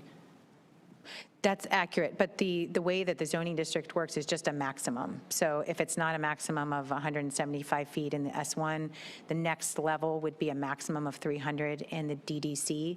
And when we're taking 2 to 3 levels of underground parking above ground, it roughly is going to be 2 to 3 levels that are planned to be above that 175.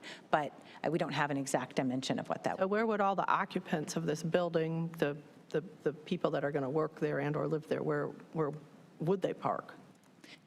So they would park in that building. So the underground parking was several floors of underground and then several floors of above ground. And when they discovered the bedrock, all of it had to be above ground. So if you imagine just taking that same building, that same design, and just shifting it up, then you have those couple of floors poke above that imaginary 175 line. And so it still would be designed to contain the parking in that building or on the site. There could be shared parking, for example, if you had some of the retail park in the office and kind of use those back and forth. But they would all be designed to park on the site. Okay, thank you. Thank you. Any other questions? Commissioner Williams. Good evening. So I just went through some of the things that the community mentioned in the letter and wanted to ask the developer a few questions related to those issues brought up by the community. So one, I guess, what it sounds like is the rezoning and the height is really a big concern for the community. So has the applicant considered creating surface parking to stay within the existing zoning? I have a few questions. There's also mention of the green space potentially not being accessible to the community once the development is complete. Has the applicant considered donating that green space to whether it be one of the churches or the city in order so that it can benefit the entire community? There's also mention of the name no longer being Heritage Square, and just the implications behind, what that means, and also the connection to Hayti Heritage Center. Has the applicant considered or reconsidered keeping Heritage Square as the name? Does anyone have a copy of the letter? We don't have a copy of what you're reading or what was passed out. So if I could follow along, it'd be easier for me to make sure is there an additional copy? Let's see.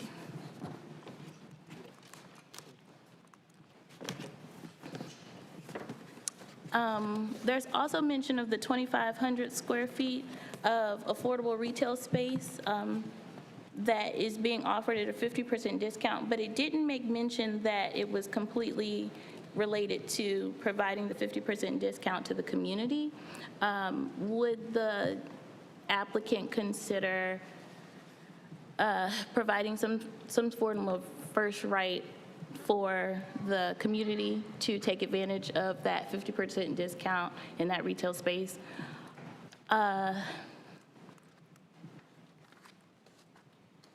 And then has the applicant considered just reducing the total number of floors so that it can fit into, or stories rather, so that it can fit into the current zoning? That is all. Okay, I'm going to try to go in the order in which you asked the questions. Surface parking, so because it's 1 million square feet of life science and commercial, as well as apartments that are planned for the site, you wouldn't be able to fit that amount of density with all surface parking. So you have to have some structured parking, and the structured parking in of itself is very expensive. And so to offset that and to meet some of the goals of the downtown where we want density to avoid sprawl in places like East Durham and other places, the structured parking is really what you're trying to aim for. And so there will be some aspects of surface parking, but it won't be enough to serve the whole buildings, and it wouldn't be possible to have the type of meaningful job creation and the life science space that we're committed to bringing with doing the entire project with surface parking.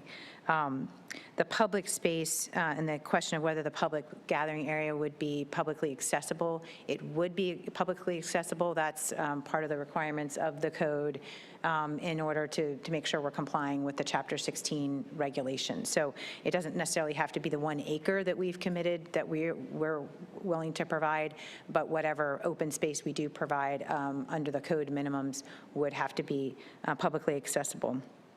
The name, we did hear feedback on the name and changing the name away from Heritage Square, and there was a big discussion after our design workshop and a lot of feedback from the community, and we're taking that into consideration and considering changing the name to something with a kind of derivative of Heritage or Hayti. We haven't settled on that yet. We're trying to make sure we land on something that we think would be supported by the neighbors, but we are taking all of that feedback into account and are considering that actively. The affordable retail at 50%, would we consider making a preference to the community? We did talk about that, and we've talked with the leasing agents about how to do that. I think there's some restrictions in being careful on how we make that available and how that would actually work, but something that we're open to. Our main concern is making sure that we're delivering on the things that the community did ask us to do, which was more food and beverage, a grocery store, potentially a bodega, and other options. So we want to make sure that those are all vibrant and used. and then reducing the total number of floors. If we could reduce the total number of floors and avoid a rezoning, we would. We looked at that very, very hard. That's where we thought we were. It would be, my life would be a lot easier if we weren't here requesting this. It's not an easy thing to do, and it's not something that, that Sterling Bay or Akron Group took lightly.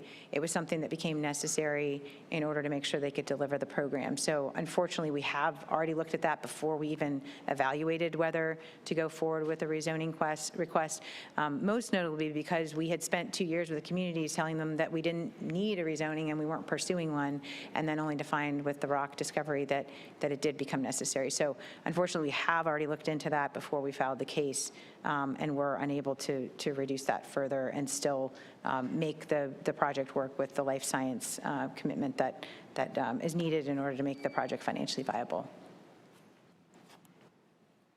Thank you. Commissioner Cartwright, do you need this back? Commissioner Cartwright. Just a quick question. What's Plan B? What's Plan B? This doesn't get approved by City Council. What's happening on the site? Yeah, that's something I hope we don't have to face. But if it were to come to pass, there is a loan on the property that would have to be paid over time if we couldn't make useful, meaningful improvements on the property. It's likely that someone else would take control that would have no interest whatsoever in working with the community at all. I built my land use practice in 2008 out of the foreclosures of the housing crisis. I helped banks understand what they could do with land that they'd foreclosed upon.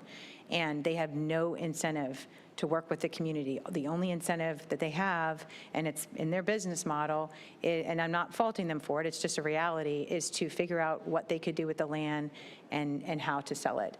But before they do that, they sit on the land until they make sure that they really actually do have to sell it. So unfortunately, a Plan B reality in this case is if council were to deny the zoning, I meant what I said when I showed those pictures of the site last week. That's what you would see.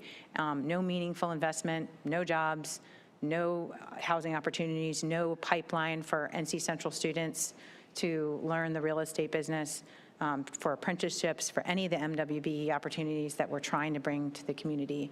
And we want to avoid that result at all costs.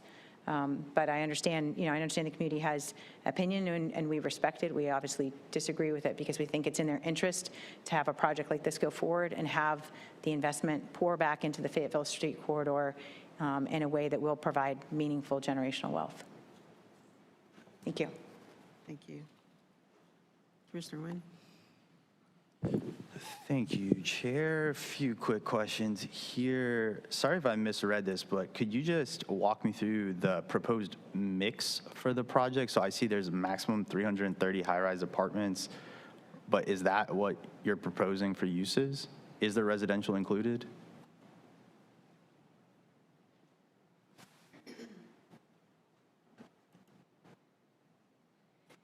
I don't think we had a slide detailing all of it, but we did have this with the million square feet of commercial, office, and life science. We plan for that to have the mix of apartments that you mentioned, as well as I think it's 22,500 of retail, with that 2,500 of it being the committed to the reduced rental rate.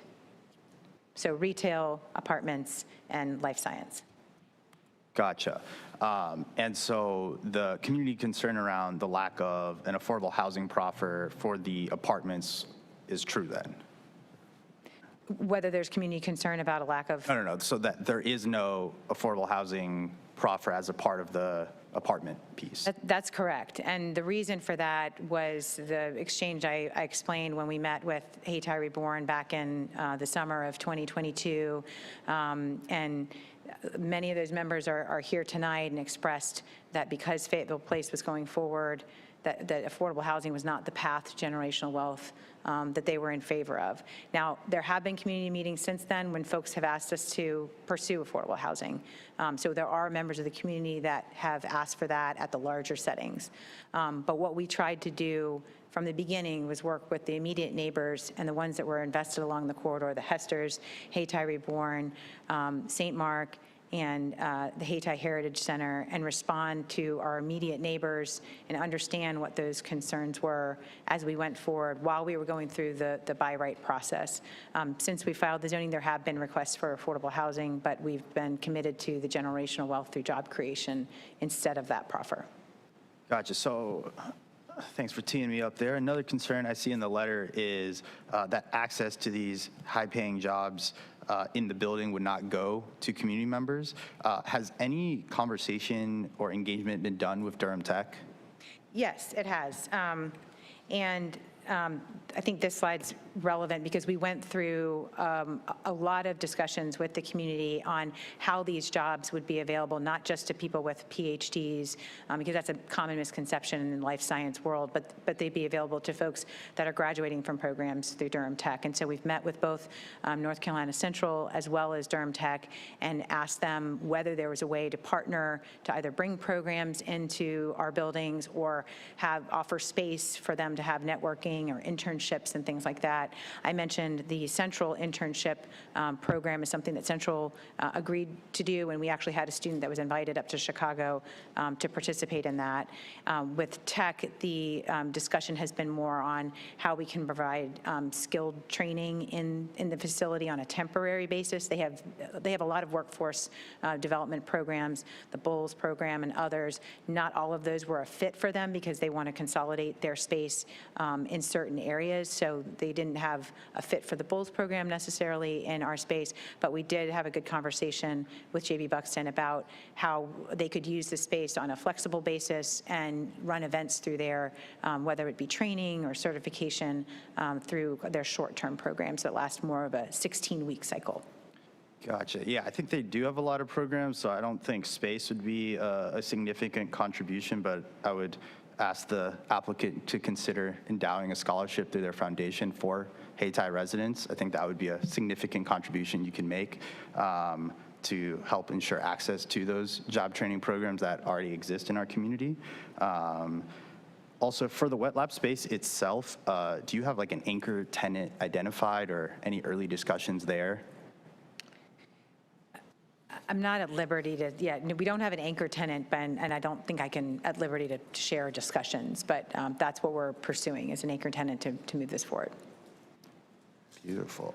I think that's all the questions I got. Oh, actually, quick question for staff. When you mentioned those provisions for the bajillion feet of height, one of them was stormwater retention on site. I imagine that would be beyond what the UDO requires for stormwater retention then, to get the provision?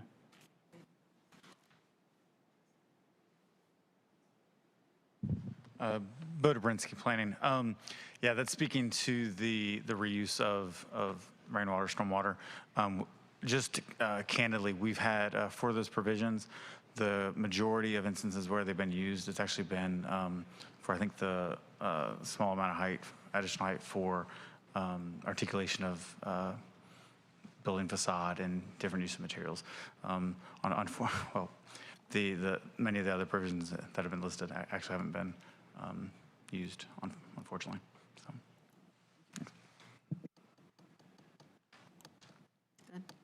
Any other questions? Anyone? Commissioner Cutright. Quick follow-up. Have you considered, I guess one observation is of the 1 million square feet that you're proposing, about 5,000 of that is going to the community. It's a very small percentage. Just a note on that. And so as you think about the slide you put up was financial implications. And so that's a nominal impact to the program, the overall program of the development. And so that suggests that maybe there's some opportunity to do more there. The other thing that I'll ask is, have you considered standing up a fund for the community to invest? Think LP money, right? Are there opportunities to stand up a fund for the community to invest? Lots of talk about ownership. I think that would be at the top of the list to say, sure, here's a set aside for opportunities to invest in this development. We win, you win. It's a win-win there. Have you considered that? Yes, that was brought up in some of the early conversations when we were going forward by right, and we explained that all of the equity that had been used to purchase the property was already in place, and we'd have to get kind of permission from those investors to further allow folks into the investment because it's then kind of tied together. And so there's a tremendous amount of oversight there and restrictions there that we weren't comfortable at the time. And I think the financial situation of the country, quite frankly, in the financial markets has only gotten worse since that time. So that would be something that I think would be very difficult for our lender to accept. Something we can continue to talk about, and I'm happy to do that following this meeting. But we did raise it, and we're told that that wasn't a viable option here.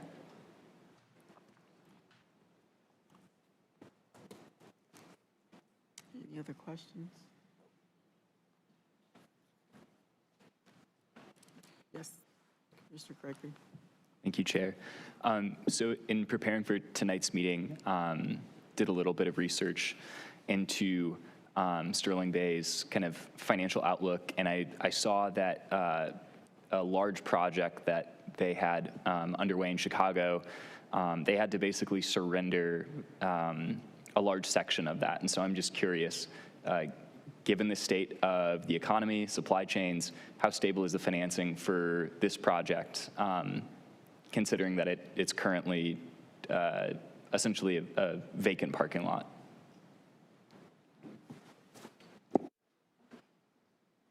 I'm going to ask Alistair Perry with Sterling Bay to answer that directly. Hi there. Thank you, Commissioners, for your time. As it relates to that project in Chicago, firstly, I just want to make it very clear that it's completely different ownership structure to the Heritage Square project. And I think it's also, as Jamie touched on earlier as well, just the headwinds that the commercial real estate sector is seeing at this moment in time. Since we acquired the property in July 2022, we've seen escalation going up to 20% in construction costs. We've seen the interest rate environment, and with now a new administration, with all this tariffs, there's a ton of uncertainty.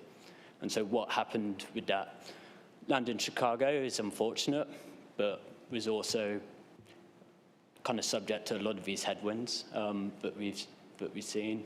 But again, just to further clarify, completely different ownership structure, completely different fund to what Heritage Square project sits within.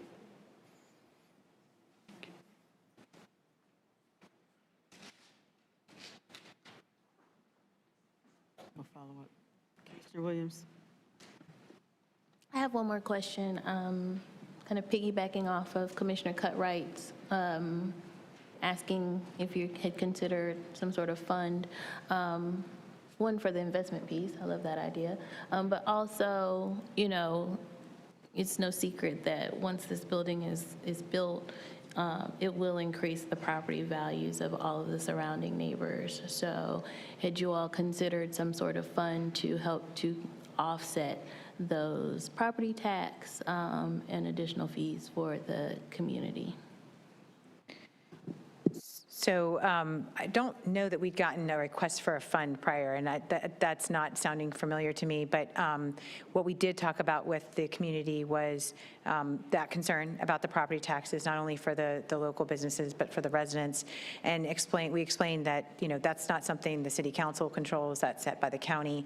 And the way that those taxes work have to be kind of leveled, comparing like property to like property. So just because we're investing and building this new building here does not mean that it'll compare the property tax, the property values of the residential neighbors, and they'll increase by the same amount. We'll actually have a greater tax burden, and that in and of itself will offset some of the residential property, which only can be compared to other residential property.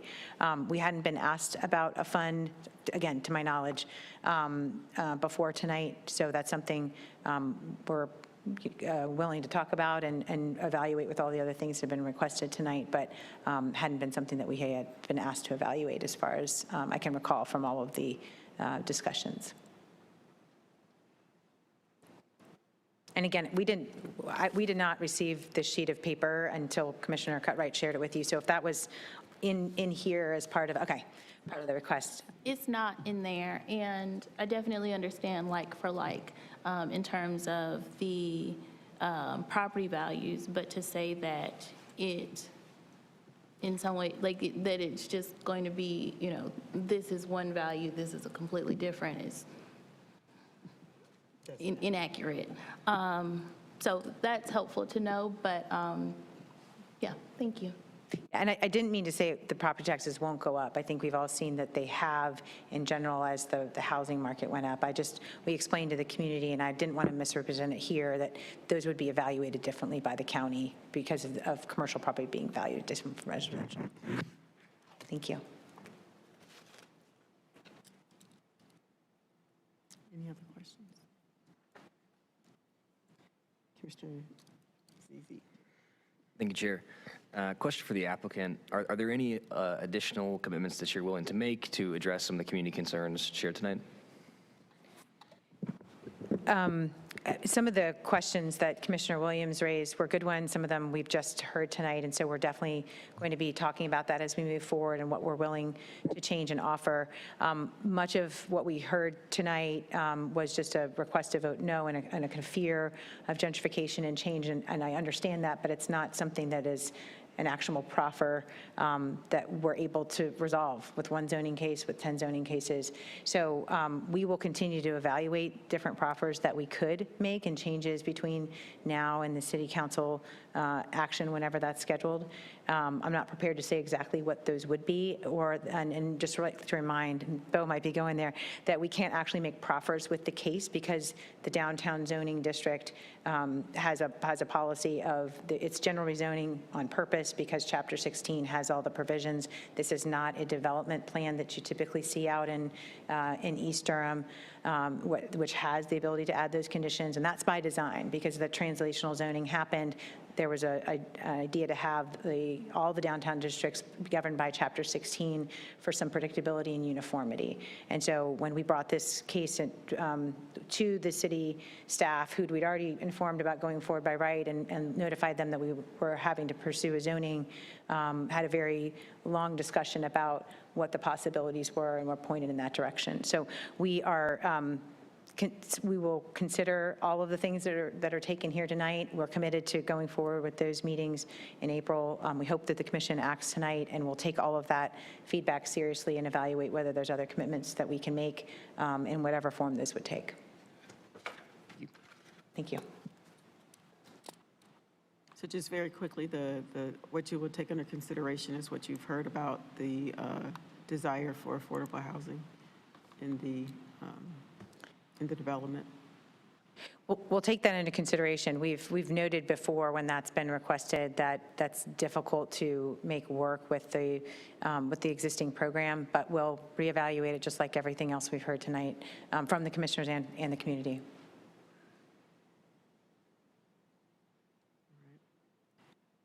Any additional questions?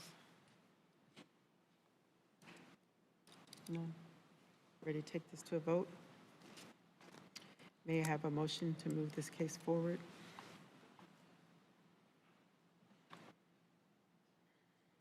Chair, as it relates to case Z2400037-401 East Lakewood Avenue, I make a recommendation that we move this case forward with a favorable recommendation.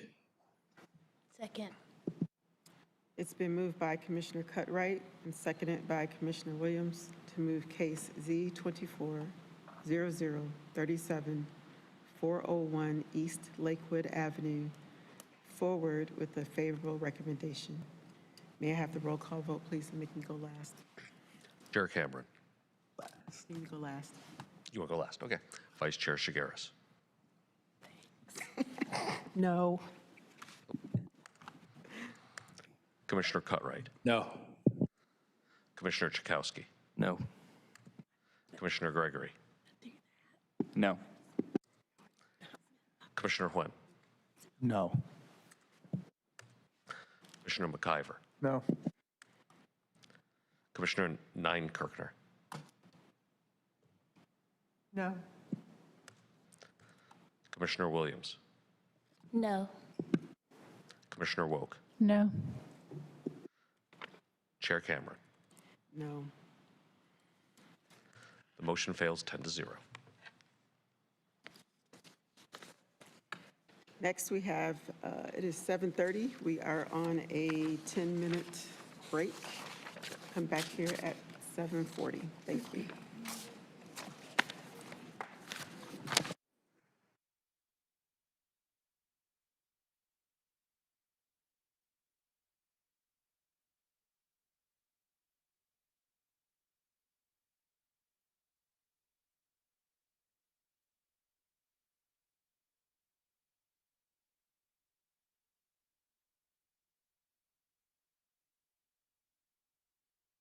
Owning a home provides a sense of financial stability, family, community, and pride. But housing prices are now higher than ever, making it hard for many Durham residents to afford their first home. That's why the City of Durham is offering the Down Payment Assistance Program to support eligible individuals with up to $80,000 in 0% interest forgivable loans to purchase a house within the city limits. Visit this site or call to find out if you qualify for the program. I came to the city for the great insurance and retirement benefits, but I stayed for stability and vacation time. The City of Durham, where careers meet community. To connect with a career that serves the Bull City, visit durhamnc.gov/careers.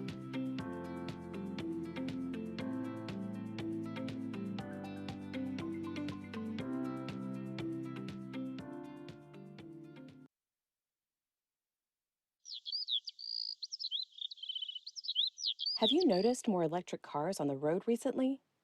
They are gaining popularity as more models become available and charging infrastructure continues to expand. Let's discuss some basics of electric driving. There are two types of electric vehicles. Battery electric vehicles are powered solely by an electric motor with rechargeable batteries. Plug-in hybrid electric vehicles are powered by a combination of a gasoline engine and an electric motor with rechargeable batteries. Electric vehicles offer drivers multiple benefits, including fuel and maintenance savings, enhanced vehicle performance, a fun driving experience, and environmental friendliness. There are many types of electric vehicles to choose from, and new models continue to enter the market. For your typical passenger vehicles, there are electric sedans, SUVs, and trucks. For medium and heavy-duty vehicles, there are electric vans, buses, tractor-trailers, and specialty work trucks. And we can't forget about the two-wheel vehicles. Electric motorcycles and bikes are quickly becoming rider favorites. All of these vehicles get their fuel from the electric grid by plugging in to charge. There are 3 levels of charging: Level 1, Level 2, and DC Fast Charge. Level 1 charging uses an adapter to plug into a standard 120-volt outlet, providing around 3 to 5 miles of range per hour. Level 2 charging uses a 240-volt outlet and provides 12 to 60 miles of range per hour. Level 2 charging stations can be installed at home and are commonly found in public locations, including shopping centers, downtown communities, multifamily housing, and workplaces. DC fast charge stations provide the quickest charge, adding about 60 to 80 miles of range in 20 minutes. DC fast charging is usually located in high-traffic public spots and along highway corridors. While drivers tend to do most of their charging at home, there are multiple apps and websites to help locate public charging stations. With electric vehicle and charging options growing daily, drivers are zipping around their communities and traveling the country cleanly and quietly, with plenty of places to plug in along the way.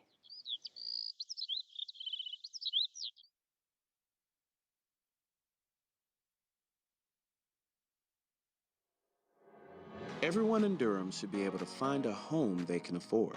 That's why Forever Home Durham is creating affordable, livable, and inclusive communities for low to middle income residents. From renting to owning, find out how the city is helping more people find homes right here in Durham. Learn more at foreverhomedurham.com.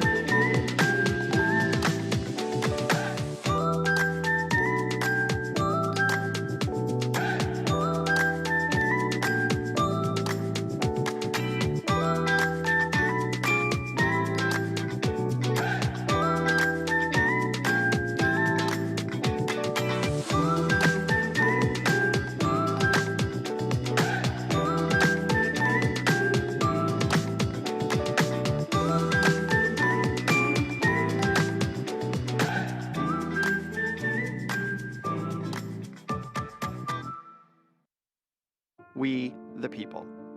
Nosotros, de gente. 我们人民. Mia Dumaville. Hum sab log. We the people hold these truths. To be self-evident that all men And women are created equal. And shall be afforded The inalienable right To fair housing. The City of Durham and HUD are committed to ensuring that everyone is treated equitably when searching for a place to call home. Radical reckoning. God, I could not solve all the problems, but I'm on record with you that I tried. For Ann Atwater. Poverty is to partake in tallying all that's owed, unaccounted for, past due bills, their unpaid debts. It is 8 leavened loaves until a flour sack empties to become a daughter's dress. It is what rises in you while living poor in a homeland your ancestors made wealthy. You have no name for it, surviving on domestic work, single mothering in a house that leans into the street and wind moves through. You tally up the housing improvements, they tally up the rent increase. You tally up moonlit prayers, gone unanswered, an endless measure of black madness. You tally up the times you listen, that you forgive your enemies, of freedom, of passage, of human happiness. You know suffering, how your work is a calculated survival that gives the suffering meaning, a tally that comes to this radical reckoning.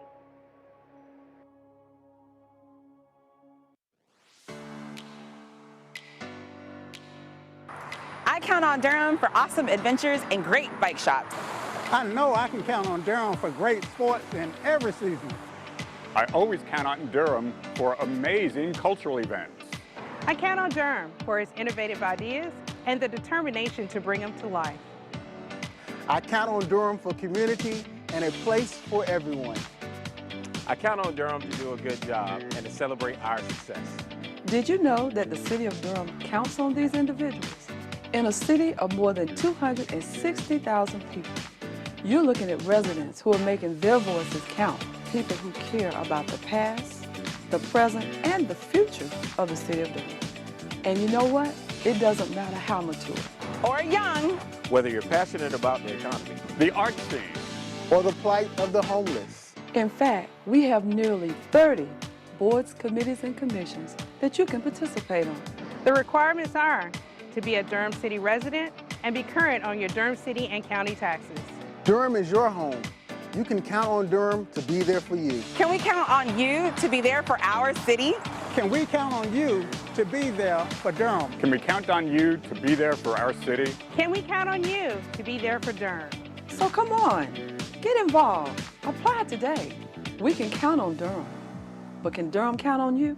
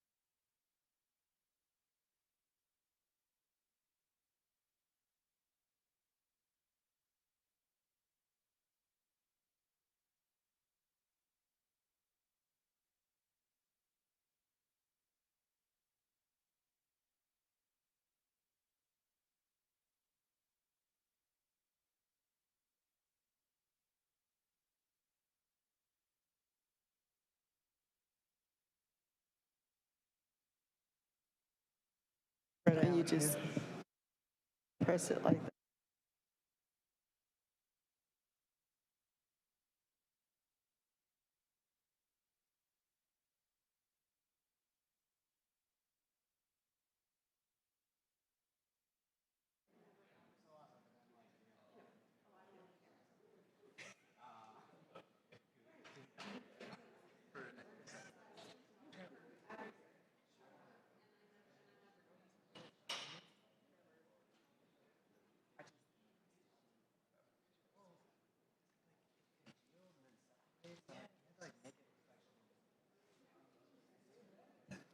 Are we ready to call the meeting back to order?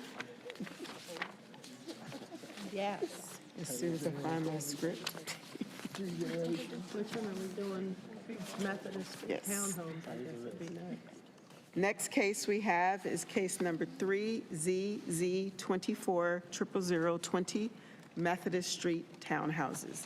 May we have the staff report, please?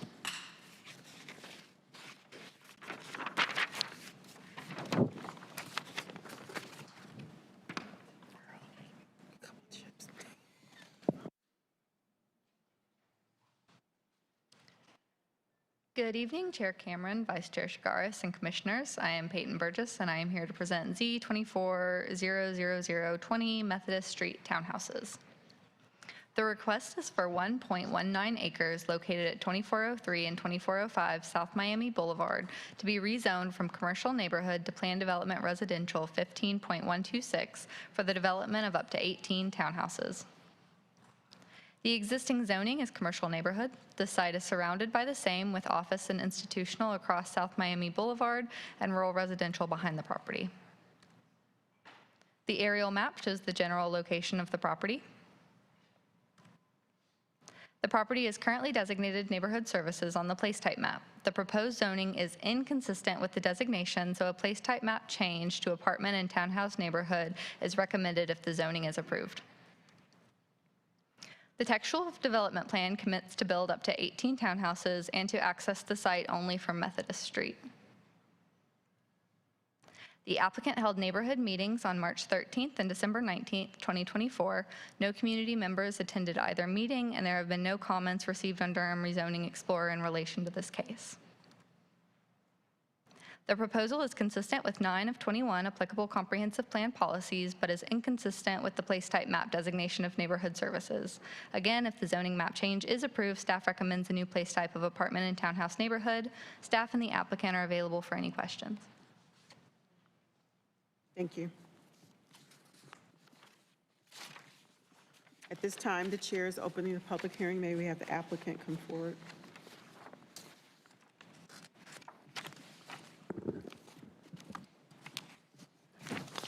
Good evening, members of the Planning Commission. My name is Vince DeFreitas with Silver Developers. I'm at 214 Queens Ferry Road in Cary, North Carolina, and I'm here on behalf of the property owner, Mr. Anand Singh. Hopefully this will be less complex than some of the other requests you've heard tonight. We currently have a vacant site. It is noted by staff. With the textual application, we're proposing up to 18 townhomes. By nature of being townhomes, these are smaller residential units that will be built at a more affordable price range. It's also consistent with other developments that are in the area. The plan is to build energy efficient units. And as staff also mentioned, we held 2 neighborhood meetings. There were no questions and no opposition from community members. We're requesting a zoning change to PDR 15.126 planned residential. Thank you for your time.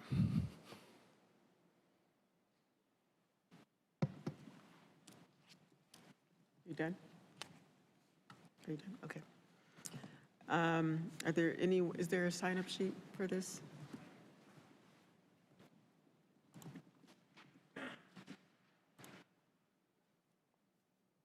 No one?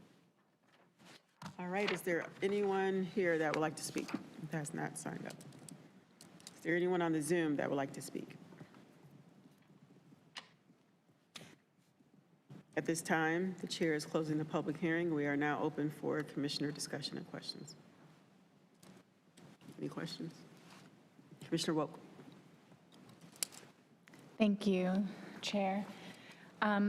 So you just said that these are going to be energy efficient units. Does that count as like a green building technique? I guess this is for staff. And as well, I just wanted to follow up on the low cost. So does that fall within the affordability designation? So I'll answer the portion about the green building technique first. So energy efficient units, we can build anywhere from a lower HERS score all the way up to including net zero homes. So depending on what the owner decides on, we will be building units that are more efficient than standard code construction, at least 40% more efficient than a standard built townhome of a new unit. That would be the minimum. And then, I'm sorry, the second question related to affordability. When I say affordability, they don't meet the definition of affordable housing. I'm just saying they're going to be more affordable than, for instance, say, larger, more elaborate type project or single-family homes, that kind of thing. Thank you. I just had two more questions. One was there's an unfulfilled request for a bus pullout. And I was wondering if you could speak to why that was not fulfilled from transportation, and as well as you have no commitment to like something so simple as like native plantings. So those are my questions. Yeah. So the native plantings, I'm sure we could certainly accommodate that. I don't think that will be an issue at all. The bus pullout, we didn't approve that, or at least at this time, we're not going to be. It's such a small project. We're probably going to wind up with closer to 15 units instead of 18. We can certainly look at it again, but would be something might be difficult to include that in the project. And I just want to check really quick, was that a formal commitment to using native plantings? Yes. Okay, and is that for 100% of required plantings? Yes. Okay, thank you.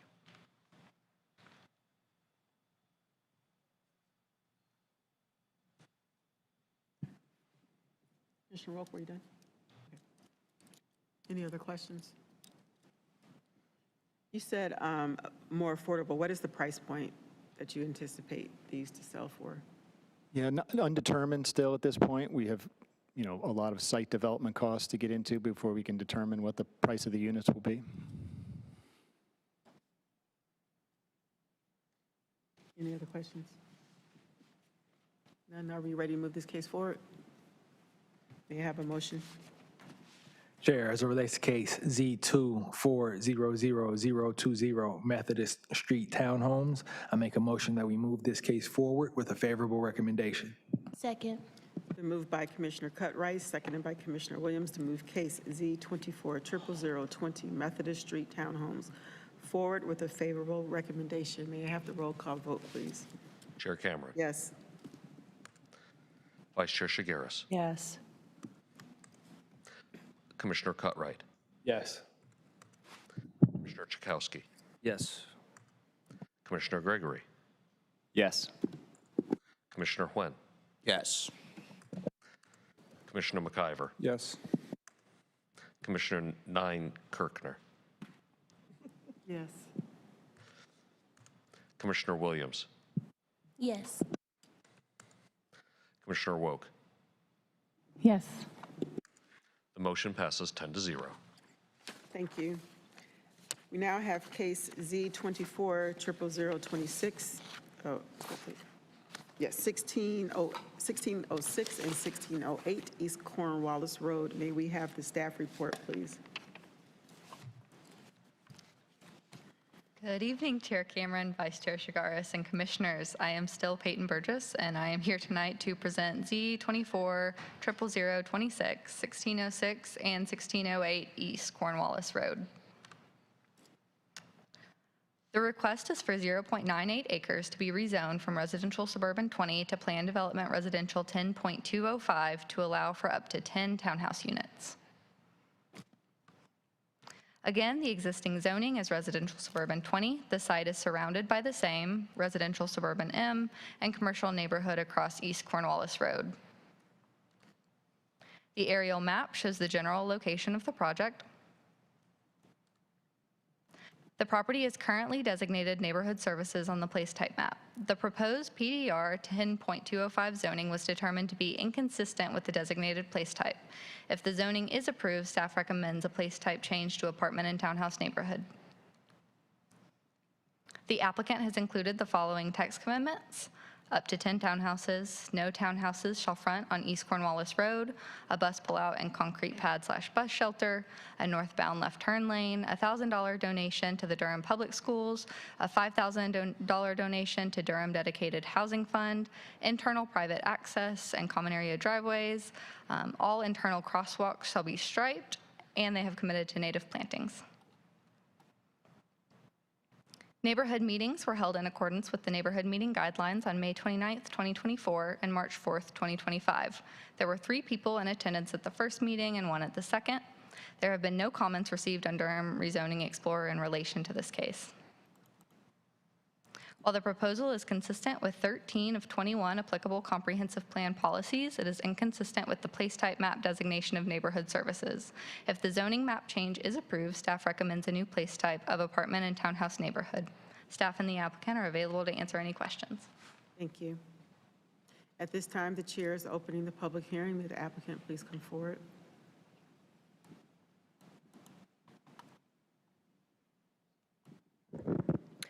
Good evening, Madam Chair, members of the Commission. Pam Porter with TMTLA Associates, and tonight here with me is Raj Virk, who is a property owner. Thank you, Peyton, for the overview of our request. And just to recap, we are requesting your recommendation of approval to rezone the parcel at 1606 and 1608 East Cornwallis Road. It's a parcel just under an acre from RS20 to PDR 10.205 for the future development of up to 10 townhomes. Some of you who were on Planning Commission back in 2022 may recall the previous zoning case for this lot was denied by both Planning Commission and City Council. At that time, the future land use map called this parcel out as commercial. The previous zoning case was requesting to rezone from RS20 to commercial general. And the general consensus at the time was that the parcel may be better suited for residential use due to the location and scale, as well as proximity to the residential lot located next door at 1604 East Cornwallis Road. It is worth noting that the house at 1604 East Cornwallis Road sits about 12 feet from the shared property line, so any commercial development would be quite impactful to the residents that live on that lot. After hearing comments from the neighbors, Planning Commission, and City Council, the owner decided to change direction and apply for a residential zoning. As staff noted in the presentation, we are not consistent with the place type map designation, which is currently neighborhood service. After the commentary from the initial zoning request, it seemed that this parcel would be better suited to have an apartment and townhome neighborhood place type designation and would match better along the south side of East Cornwallis Road. As mentioned, we had 2 neighborhood meetings for this, one on May 29, 2024, and one on March 4, 2025. I do want to note that the neighbor who lives at 1604 East Cornwallis Road, who was previously very opposed to the commercial zoning, expressed his support for our residential zoning for this, and it is on the recording for that neighborhood meeting. Other than a neighbor at the second neighborhood meeting who was asking about traffic impact, which is quite minimal as this is only going to be up to 10 townhome units, we were not met with any opposition to our proposal. And I'll quickly highlight some of our text commitments. So again, we're committing to a maximum of 10 units, and they will be townhomes. If deemed necessary at site plan, the transit stop along the frontage of the site will be upgraded to Go Durham, Go Triangle standards with a bus pull-out shelter and concrete pad/bus shelter. In our conversations with Go Durham and Go Triangle, they were not sure if this transit stop was going to remain along our frontage or if it was going to be relocated. We will find that out at site plan, so if it's relocated, we will not be building the bus shelter because it will not be along our frontage, but if it remains, the bus shelter will be constructed per their specifications. A donation to Durham Public Schools for $1,000, a donation to the Dedicated Housing Fund for $5,000, and native plantings as defined in the Durham Landscape Manual will be used for all required landscaping. And I do want to note quickly that the owner is a local Durham resident. He is not an out-of-town developer coming to Durham, developing and leaving. He wants to invest in the community where he lives, and this small infill project is a great investment as it will add needed housing stock. And we are consistent with the UDO and generally consistent with the comprehensive plan. And I mentioned before, we're not consistent with the place type map, but I think our request is reasonable to have that changed if this gets approved. And that concludes my notes. Thank you for your consideration of our request. I'm available for questions. Thank you. Is there anyone here like to speak? Is there a sign-up sheet? Anyone on it? One person. Is there anyone on the Zoom that would like to speak to this case?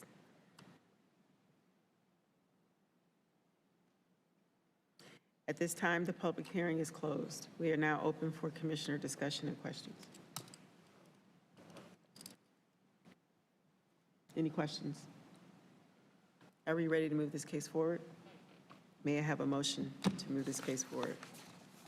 Chair, as it relates to case Z2400026, 1606, and 1608 East Cornwallis Road, I make a recommendation that we move this case forward with a favorable recommendation.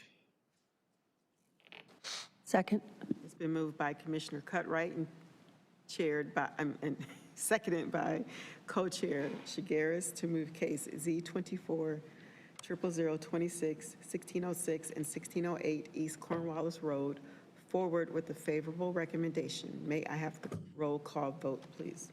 Chair Cameron. Yes. Vice Chair Shigaris. Yes. Commissioner Cutright. Yes. Commissioner Chakowski. Yes. Commissioner Gregory. Yes. Commissioner Huen. Yes.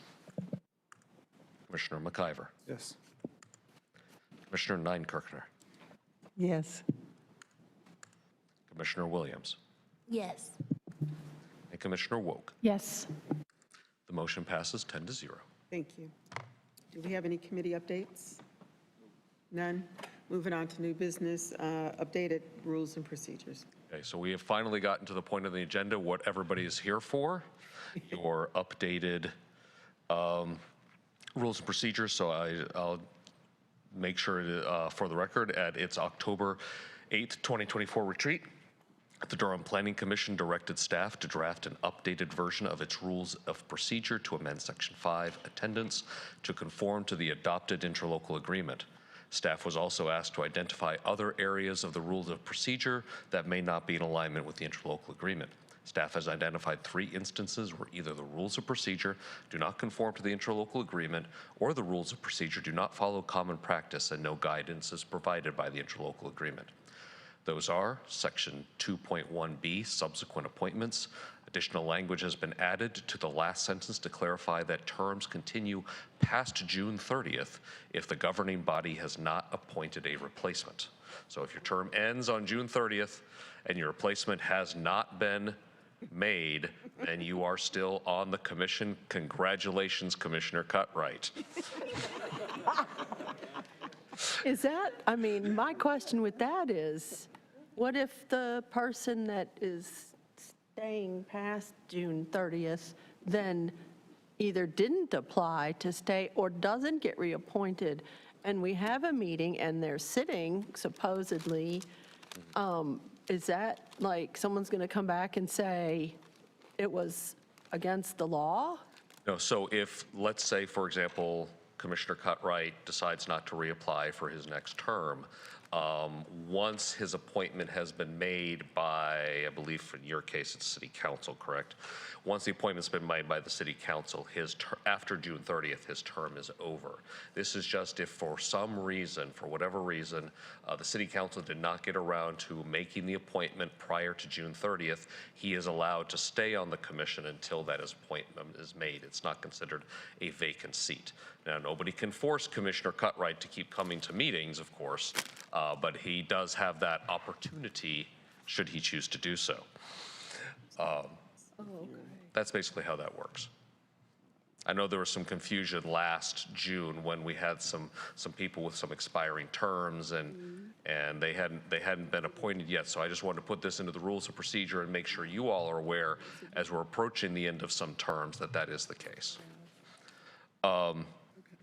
Election of officers in section 2.8 adds additional language clarifying that officer elections will take place in September.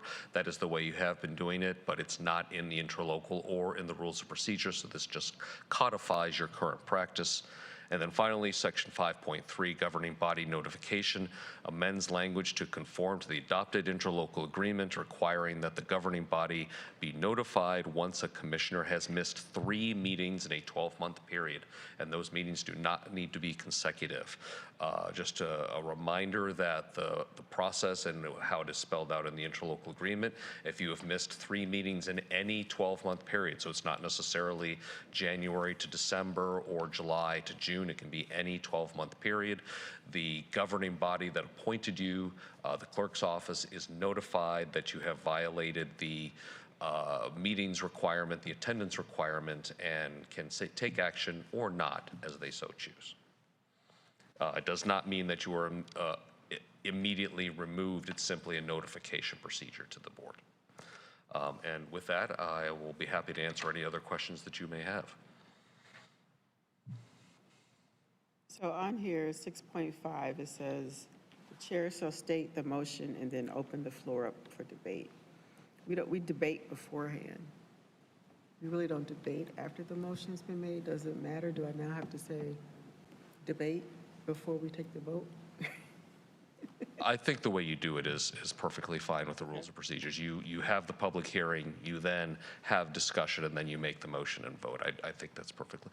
There is, Robert's Rules of Procedures would allow you to have make the motion and then have a discussion on the motion, but you all don't generally do that. Yeah. Okay. Do we need to vote on these? Yes, I would appreciate a All vote right. on this. May I have a motion for approval? Chair as it relates to. Uh-oh. Hold on a second. I'm being told to hold on. Hold on. The lawyer. Yep.